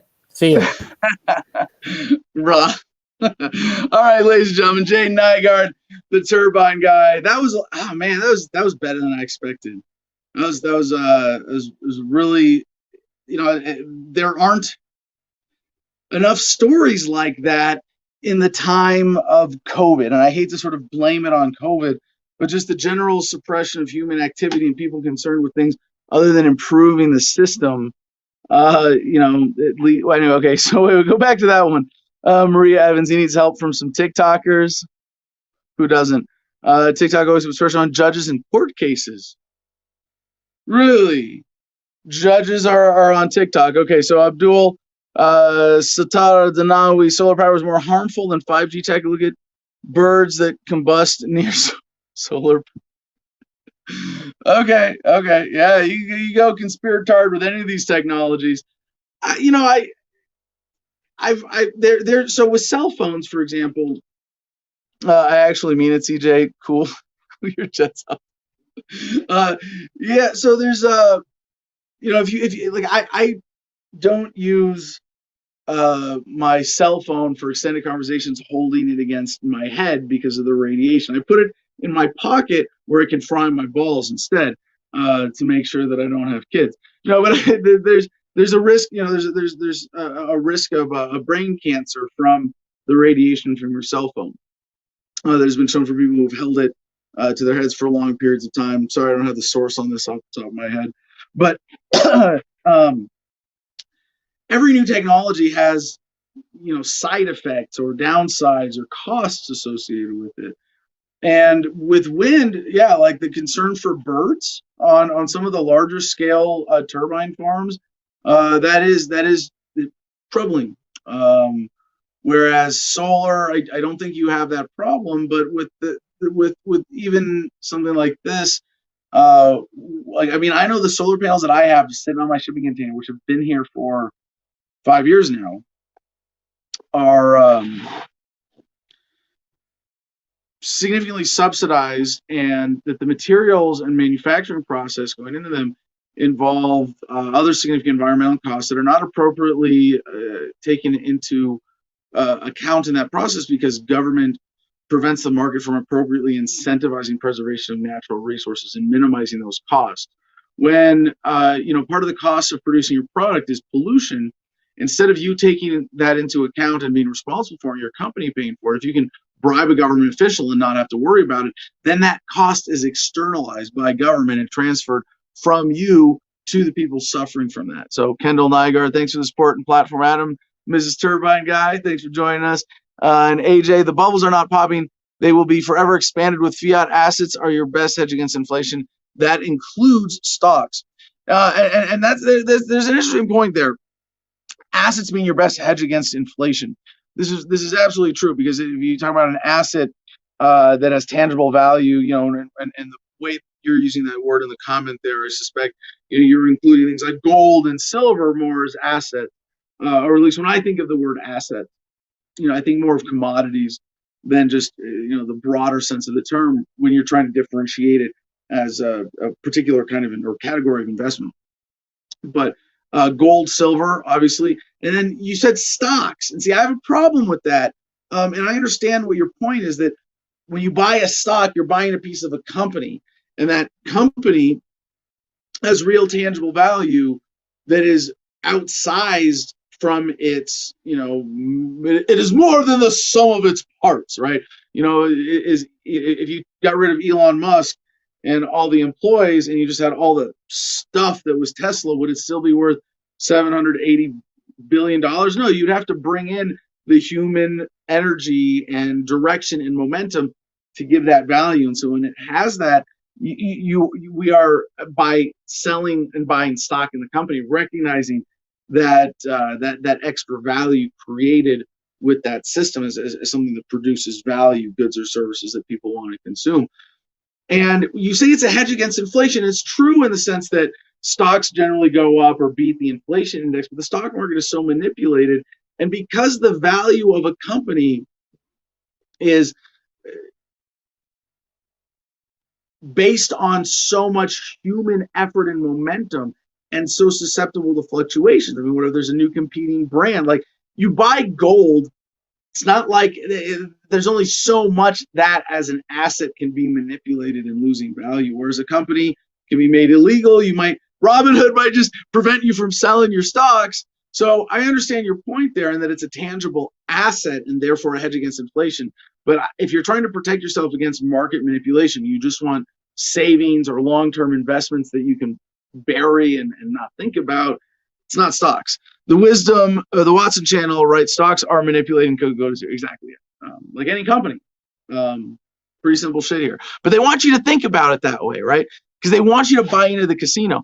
Keep skating. How about vertical spinning turbines to save the birds? Exactly. So actually, if you look at what Jay is selling, they're more enclosed. They're not. It's not like it's a turbine, not giant spinning fan like they have in the desert in some places. So they are kind of contained. They're not. It's not like they're bird proof, but certainly much less likely to hurt someone or a bird than a giant spinning blade.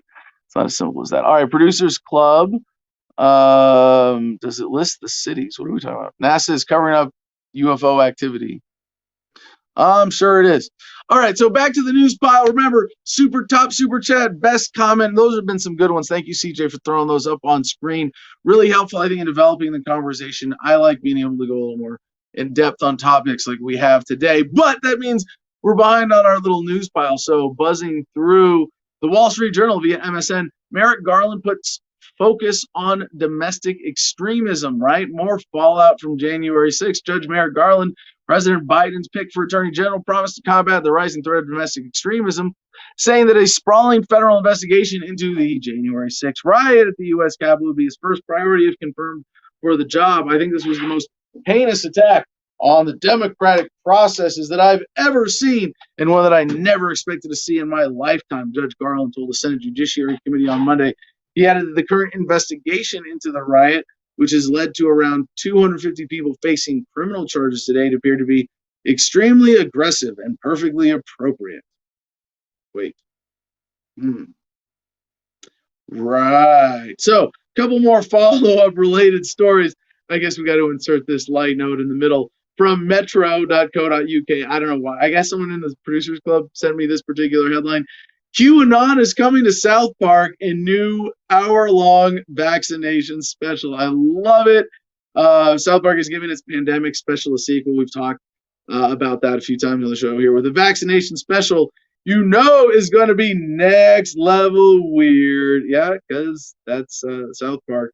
Now, the pandemic special was kind of a comedic skewering of everything that was current at the time. And this was like, what, June, July last year? So yeah, don't play the audio, but yeah, there's CJ playing the preview for the first pandemic special. So this is the sort of second pandemic special, the vaccine edition. And it was South Park. I sort of used to like it more when it was more directly political, as opposed to just making fun of everything. But it's doing it in still a political and abiding in a meaningful way. And, you know, every time I watch South Park, I'm like, why can't you be more direct and just tell us what you're trying to say about that, right? But that would ruin it.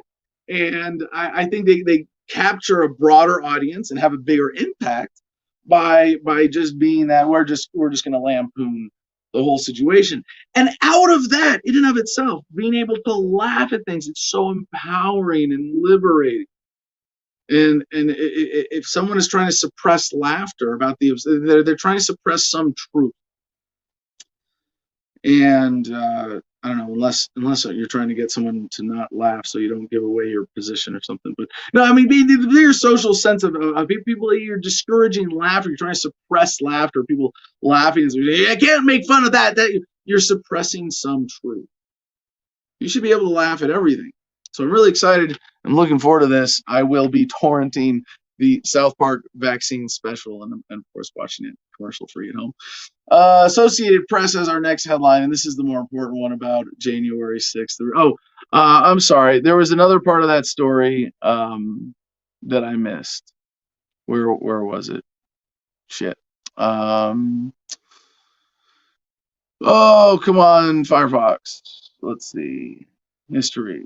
So anyway, the thing that I wanted to get, the other thing I wanted to get to in the story is the QAnon element, right?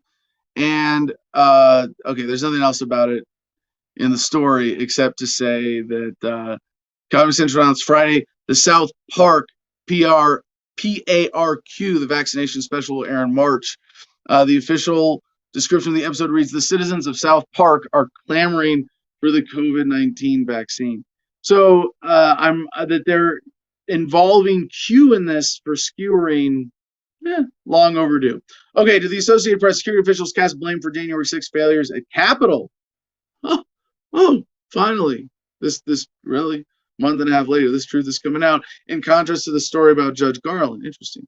Testifying publicly the first time about the January 6th insurrection of the U.S. Capitol, former security officials say that bad intelligence was to blame for the disastrous failure to anticipate the violent intentions of the mob. Are they trying to say we're dumb? That left them unprepared for the attack that was unlike anything they had ever seen before. The officials, including the former chief of the Capitol Police, are blaming other federal agencies and each other for their failure to defend the building as supporters of then-President Donald Trump overwhelmed security barriers, breaking windows and doors and sending lawmakers fleeing from the House and Senate chambers. Former Capitol Police, dramatization. Former Capitol Police Chief Stephen Sun described a scene that was like nothing he had seen in his 30 years of policing. When the group arrived at the perimeter, they did not act like any group of protesters I had ever seen, the ousted chief said, arguing that the insurrection was not the result of poor planning, but of failures across the board from many agencies. And if you really want to get into this more, it's a longer article, and you can pick this apart for a long time. But there's one undeniable conclusion from this. Failure across the board from many agencies. I believe that. Yeah. And if that's true, it means they let it happen on purpose. Sometimes failures are so pathetically bad that you cannot call them mistakes. And in this case, we're talking about a crowd of people around the President of the United States at the United States Capitol.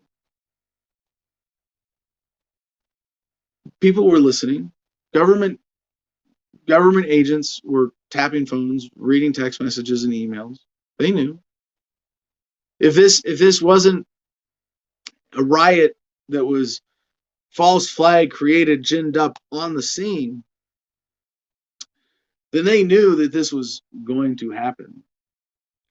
And somebody, in fact, probably a lot of somebody, a handful at least, each as the ousted chief said, failures across the board from many agencies. There were people who could have stopped this, and by stopped, simply in the chain of command and apparatchik of the federal government's Capitol security. There were multiple opportunities for different people to step in and say, hey, we should probably barricade the doors a little better here, or we should have more agents here, or we should be ready for this. We're the fucking federal government of the United States of fucking America. We better be able to secure our capital. And in all of this, I'd like to think that there's some silver lining of destabilization effect, because if the American people kind of can, if we can put this together and see, because right now, one of the reasons this is still making big headlines, there's an important narrative that the establishment wants the American people to get, is that these right-wing terrorist extremists and libertarians who want peace and not violence, they're the real threat. We had our best men at the Capitol that day, and we had big funerals for the guys that died, even though we had to revise our statements about how we said they died. But yeah, we do. So just know that we just need to give us more money, and we'll keep going after the bad guys.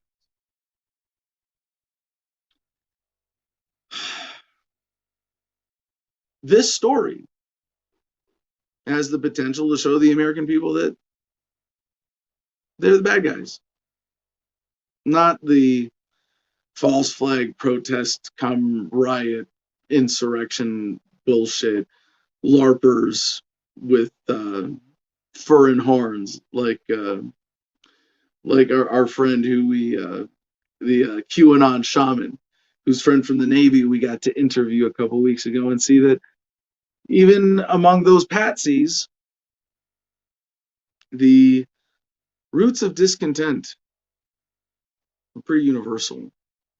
I hope people keep telling the story. I hope we learn the lessons.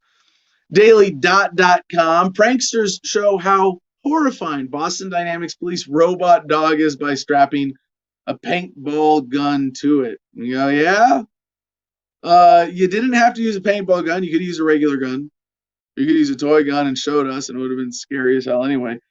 But they showed us that with a paintball gun, they were able to actually do this.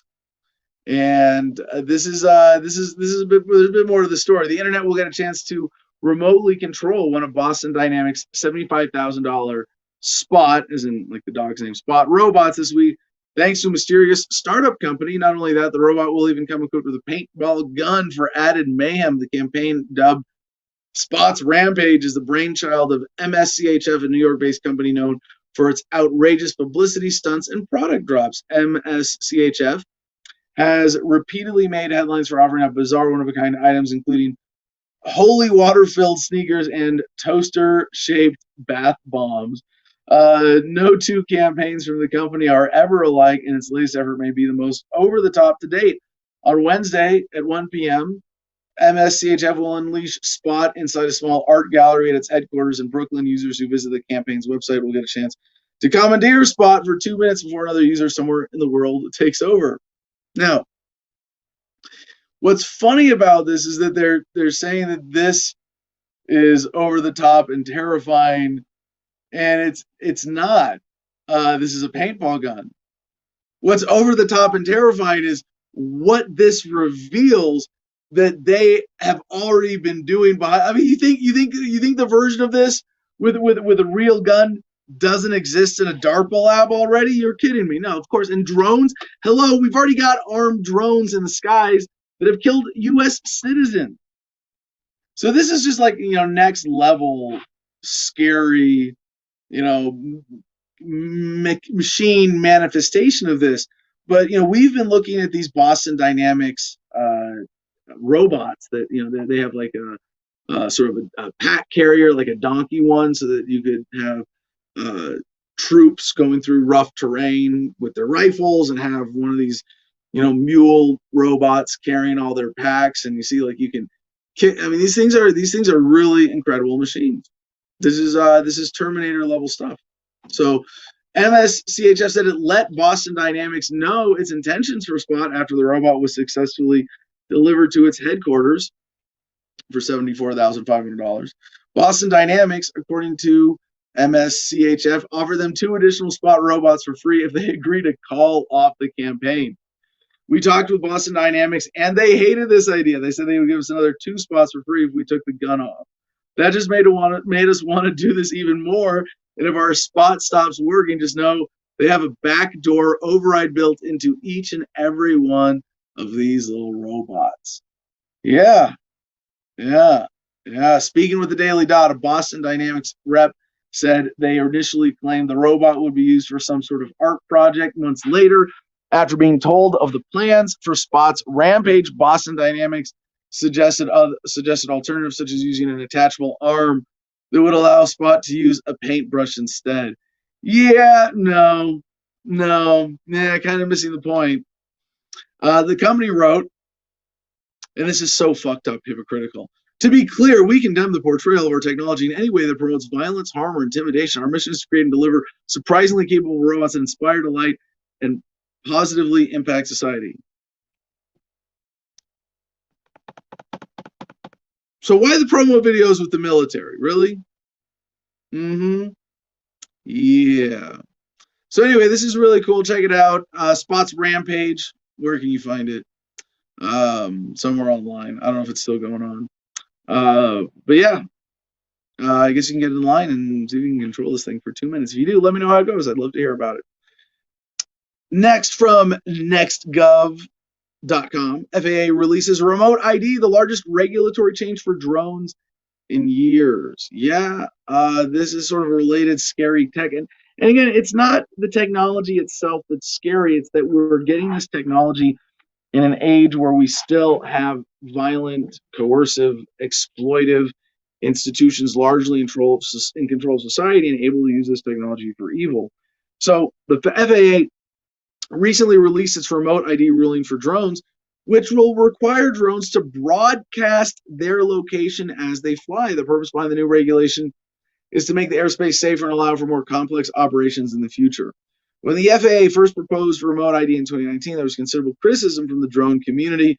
In its initial proposal, the FAA required drones to maintain an internet connection, which not only made expensive monthly fees inevitable, but would have also prevented drones from flying to remote locations without access to cell phone towers. Of course. So they found some other way to get control of this. They said this has gotten positive feedback from the community. I kind of doubt that it's overwhelmingly positive. Probably the minority ginned up, oh yeah, we love the government propaganda infiltrator inserts. But this would essentially be a digital broadcast license plate for your drone. which means they own the skies. And if anything, this is going to lead to a whole range of renegade drones doing weird things, but also escaping the law. And who knows where we really go with this? But yeah, one more tech story today. 6G. This is from the Independent. 6G. That's there's 1G, 2G, 3G, 4G. We're going to 5G, and then 6G will bring digital twins, Samsung says, and it's 2 years ahead of schedule. Samsung has revealed its plans for 6G technology, outlining its vision for digital twins of our physical selves. In a research paper published on Wednesday, South Korean smartphone giant stated that there will be three key 6G services: immersive extended reality, high fidelity mobile hologram, and digital replicas. Yeah. Yep. That's what we're coming to. It's not just so that you can download porn faster.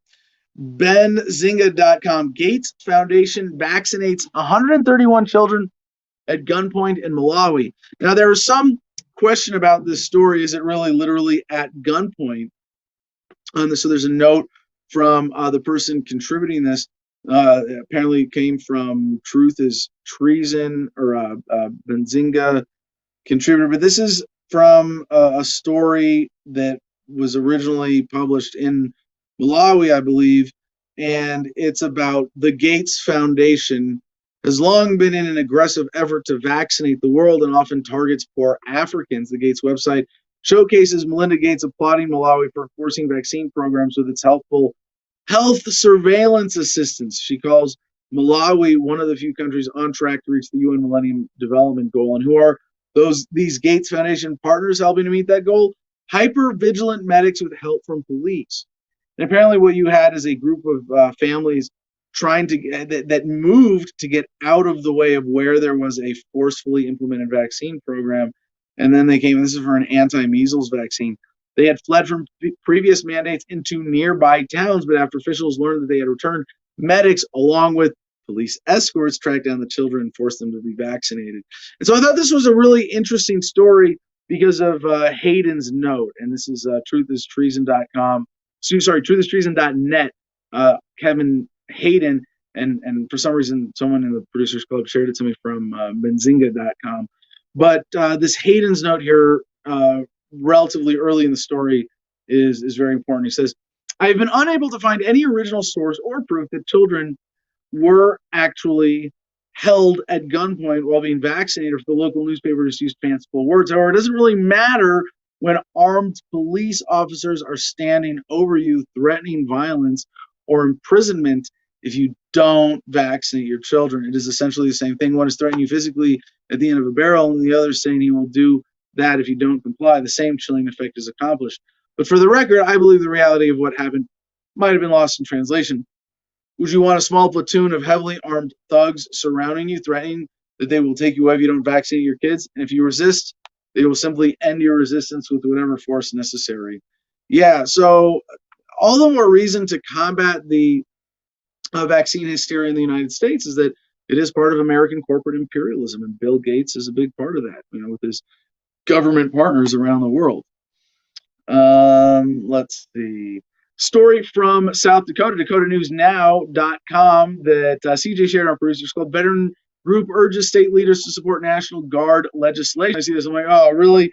What are they doing with the National Guard now? But this is actually a cool thing from BringOurTroopsHome.us. Founder Sergeant Dan McKnight of Idaho, who I actually met in Idaho when they were doing the same thing there. Urged Nome, that's South Dakota Governor Kristi Noem, to support the bill, citing a number of polls that found strong support for limiting American military involvement overseas and withdrawing troops from Afghanistan. I believe I actually have an interview on our YouTube channel with Dan McKnight. I think I might have used clips from it, but check that out. If you look for BringOurTroopsHome.us, what they're doing is getting bills passed at the state level that would require the state's National Guard to not be deployed for foreign combat operations without a congressional declaration of war. So a little progress there. Another one, I think CJ shared this one, the Producers Club. I don't know, CJ, you want to jump up on here? We'll get ready for the promos too. We're almost done. Yahoo from the Telegraph Ghislaine Maxwell admitted Jeffrey Epstein had secret tapes of Donald Trump and Bill Clinton, reporter claims. I get the feeling, CJ, you've been kind of itching for a new Maxwell Epstein story to surface for a while now. Well, because the internet will always remind you that Epstein didn't kill himself. So it's good to make sure that we never forget that. And so in that spirit, it's good to throw an update in when it's relevant. And, for a while, people have been defending left or right whether or not she would say she had this kind of secret tape. So, I mean, really, if this gets produced as actual, legitimate to the report, I mean, this is saying both parties, this is that giant, I would like to say, I told you all so. I mean, I've been saying this line, Trump, she's going to say that Trump, there's some tapes on him, and there's your headline, folks.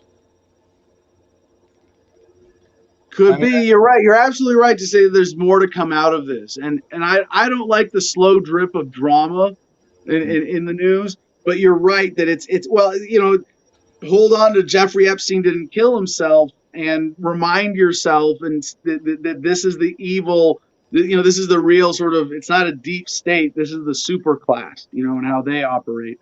So, when more stuff comes out, we'll definitely be covering it. CJ, two really quick stories we got to get out of the way here. Customs agents in Cincinnati seized 44 pounds of cornflakes covered in cocaine instead of sugar. How do you get cocaine off of your cornflakes? Asking for a friend. Yeah.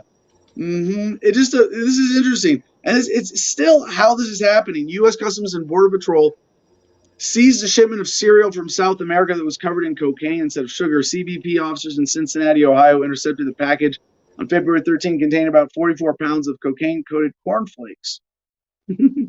Yeah, while working on incoming freight from Peru, a CPD narcotic detector dog named Biko flagged the cereal shipment going to a private residence in Hong Kong. Upon further inspection, officers found and tested white powder on the cereal that was positive for cocaine. And just more drug war silliness. I've been watching Narcos. That's my latest TV binge watch. And the story of Pablo Escobar in Colombia. And just the insane amount of money that came about because of cocaine prohibition and what it created in terms of the smuggling game was insane. This just strikes me as kind of silly, sprinkle on corn. But they do so much refining and processing, and there's so much money. If you shipped them like that and then had to separate them, it really wouldn't be that big a deal. Maria Evans, I'm craving cornflakes. They're great because they're frosted with cocaine. All right. You knew we were. CJ, come on, man. You saw that coming a mile away. All right. Last quick shot here. AP, I thought we were done. Parts fall from sky in plane scare. Yeah, now I don't want to find a way to blame everything on government, but government is responsible for aviation safety because they've taken that on, and now we have engines just falling apart. And that's the picture. Go back, CJ, that one. It's like the circle from the front of the engine at someone's front door, leaned up against a tree branch. That's hilarious. I mean, am I wrong? It's tragic. No one got hurt, so it's close call. We can laugh at that now, right? But damn, that one picture of the circle of the front of how does the front of your engine fall off? Okay, but yeah, there it is. All right, CJ. With that, you want to give away your producer club memberships today? I don't know, but we did have a super chat, so I guess your memory's got to be better than mine because I'm gonna have to go back and look what the name was at that point. And if you did super chat, I do apologize for the name failure there. I'm not Comment Jim Freedom, who is working and doing his thing. So Smoke weed every day.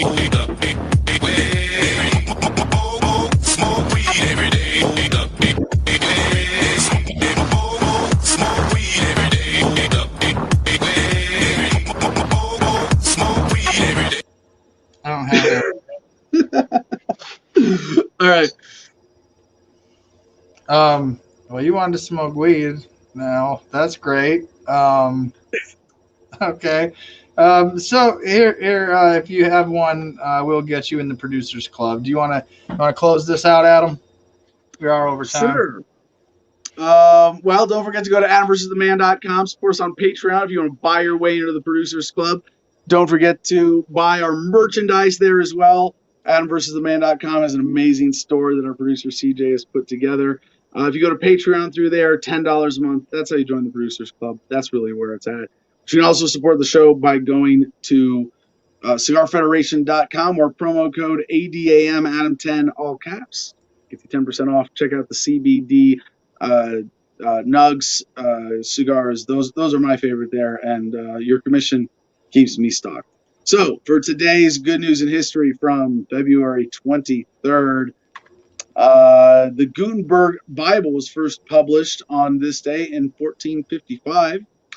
On this day in 1883, Alabama became the first U.S. state to enact an antitrust law. Yeah, there's a backstory to that too.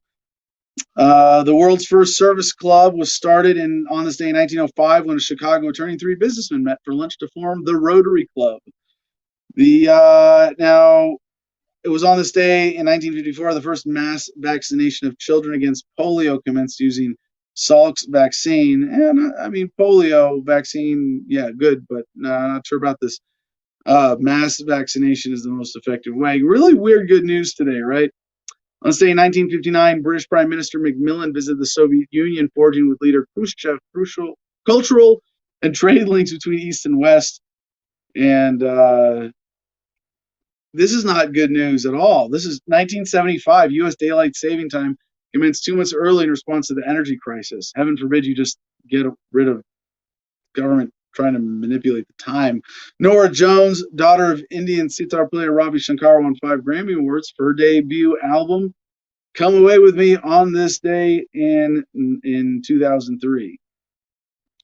And got to end with this other piece of interesting good news. This was at the top of the page when I looked this up yesterday. They updated this since yesterday. I pulled up good news in history, February 23rd, and the Iwo Jima flag raising was at the top. Now it's happy 40th birthday to Josh Gad, the actor and singer known for his stage performance in the Broadway musical The Book of Mormon, but never heard of him. And a Tony nomination and winning 2 Annie Awards for being the voice of Olaf in Frozen. Well, I'm actually sadly more familiar with that, but it was also 76 years ago today, a group of U.S. Marines scaled a mountain during a battle in World War II and hoisted the American flag. As Associated Press photographer Joe Rosenthal captured the triumphant moment, creating one of the most iconic images in military history. The photo taken at the top of Mount Suribachi during the Battle of Iwo Jima won him a Pulitzer Prize. Rosenthal bravely accompanied island-hopping U.S. naval forces in the Pacific as a photojournalist because his eyesight kept him from serving in the military. That's a little ironic, isn't it? He was short of breath from climbing the 546-foot volcano, but quickly found a good vantage point for composition as the 6 men hoisted an iron pole with the American flag, which unfurled in a smart breeze. Unaware at the time of the snapshot significance, the image was later memorialized larger than life in a bronze monument to soldiers in Arlington Cemetery near Washington, D.C. The fight for Iwo Jima in the Pacific Islands lasted 5 weeks and comprised some of the fiercest fighting in World War II, with terrible casualties on both the American and Japanese sides. And I gave CJ the heads up that we were going to be covering this today as part of the good news, because it's not good news. Imperialism isn't good news. War is not good news. And more importantly, the creation of war propaganda is not good news. And that's what that was. This wasn't a natural moment magically caught by some intrepid war correspondent in a magical moment. No. What you know as the flag raising on Iwo Jima was actually the second flag raising on Iwo Jima, but the first one was insufficiently photogenic. So to tug at the heartstrings of those at home, to get them to buy war bonds and support the effort. They created one more piece of propaganda. And with that wonderful note to end our show on, peace and love, you all. Choose happiness and be excellent to each other.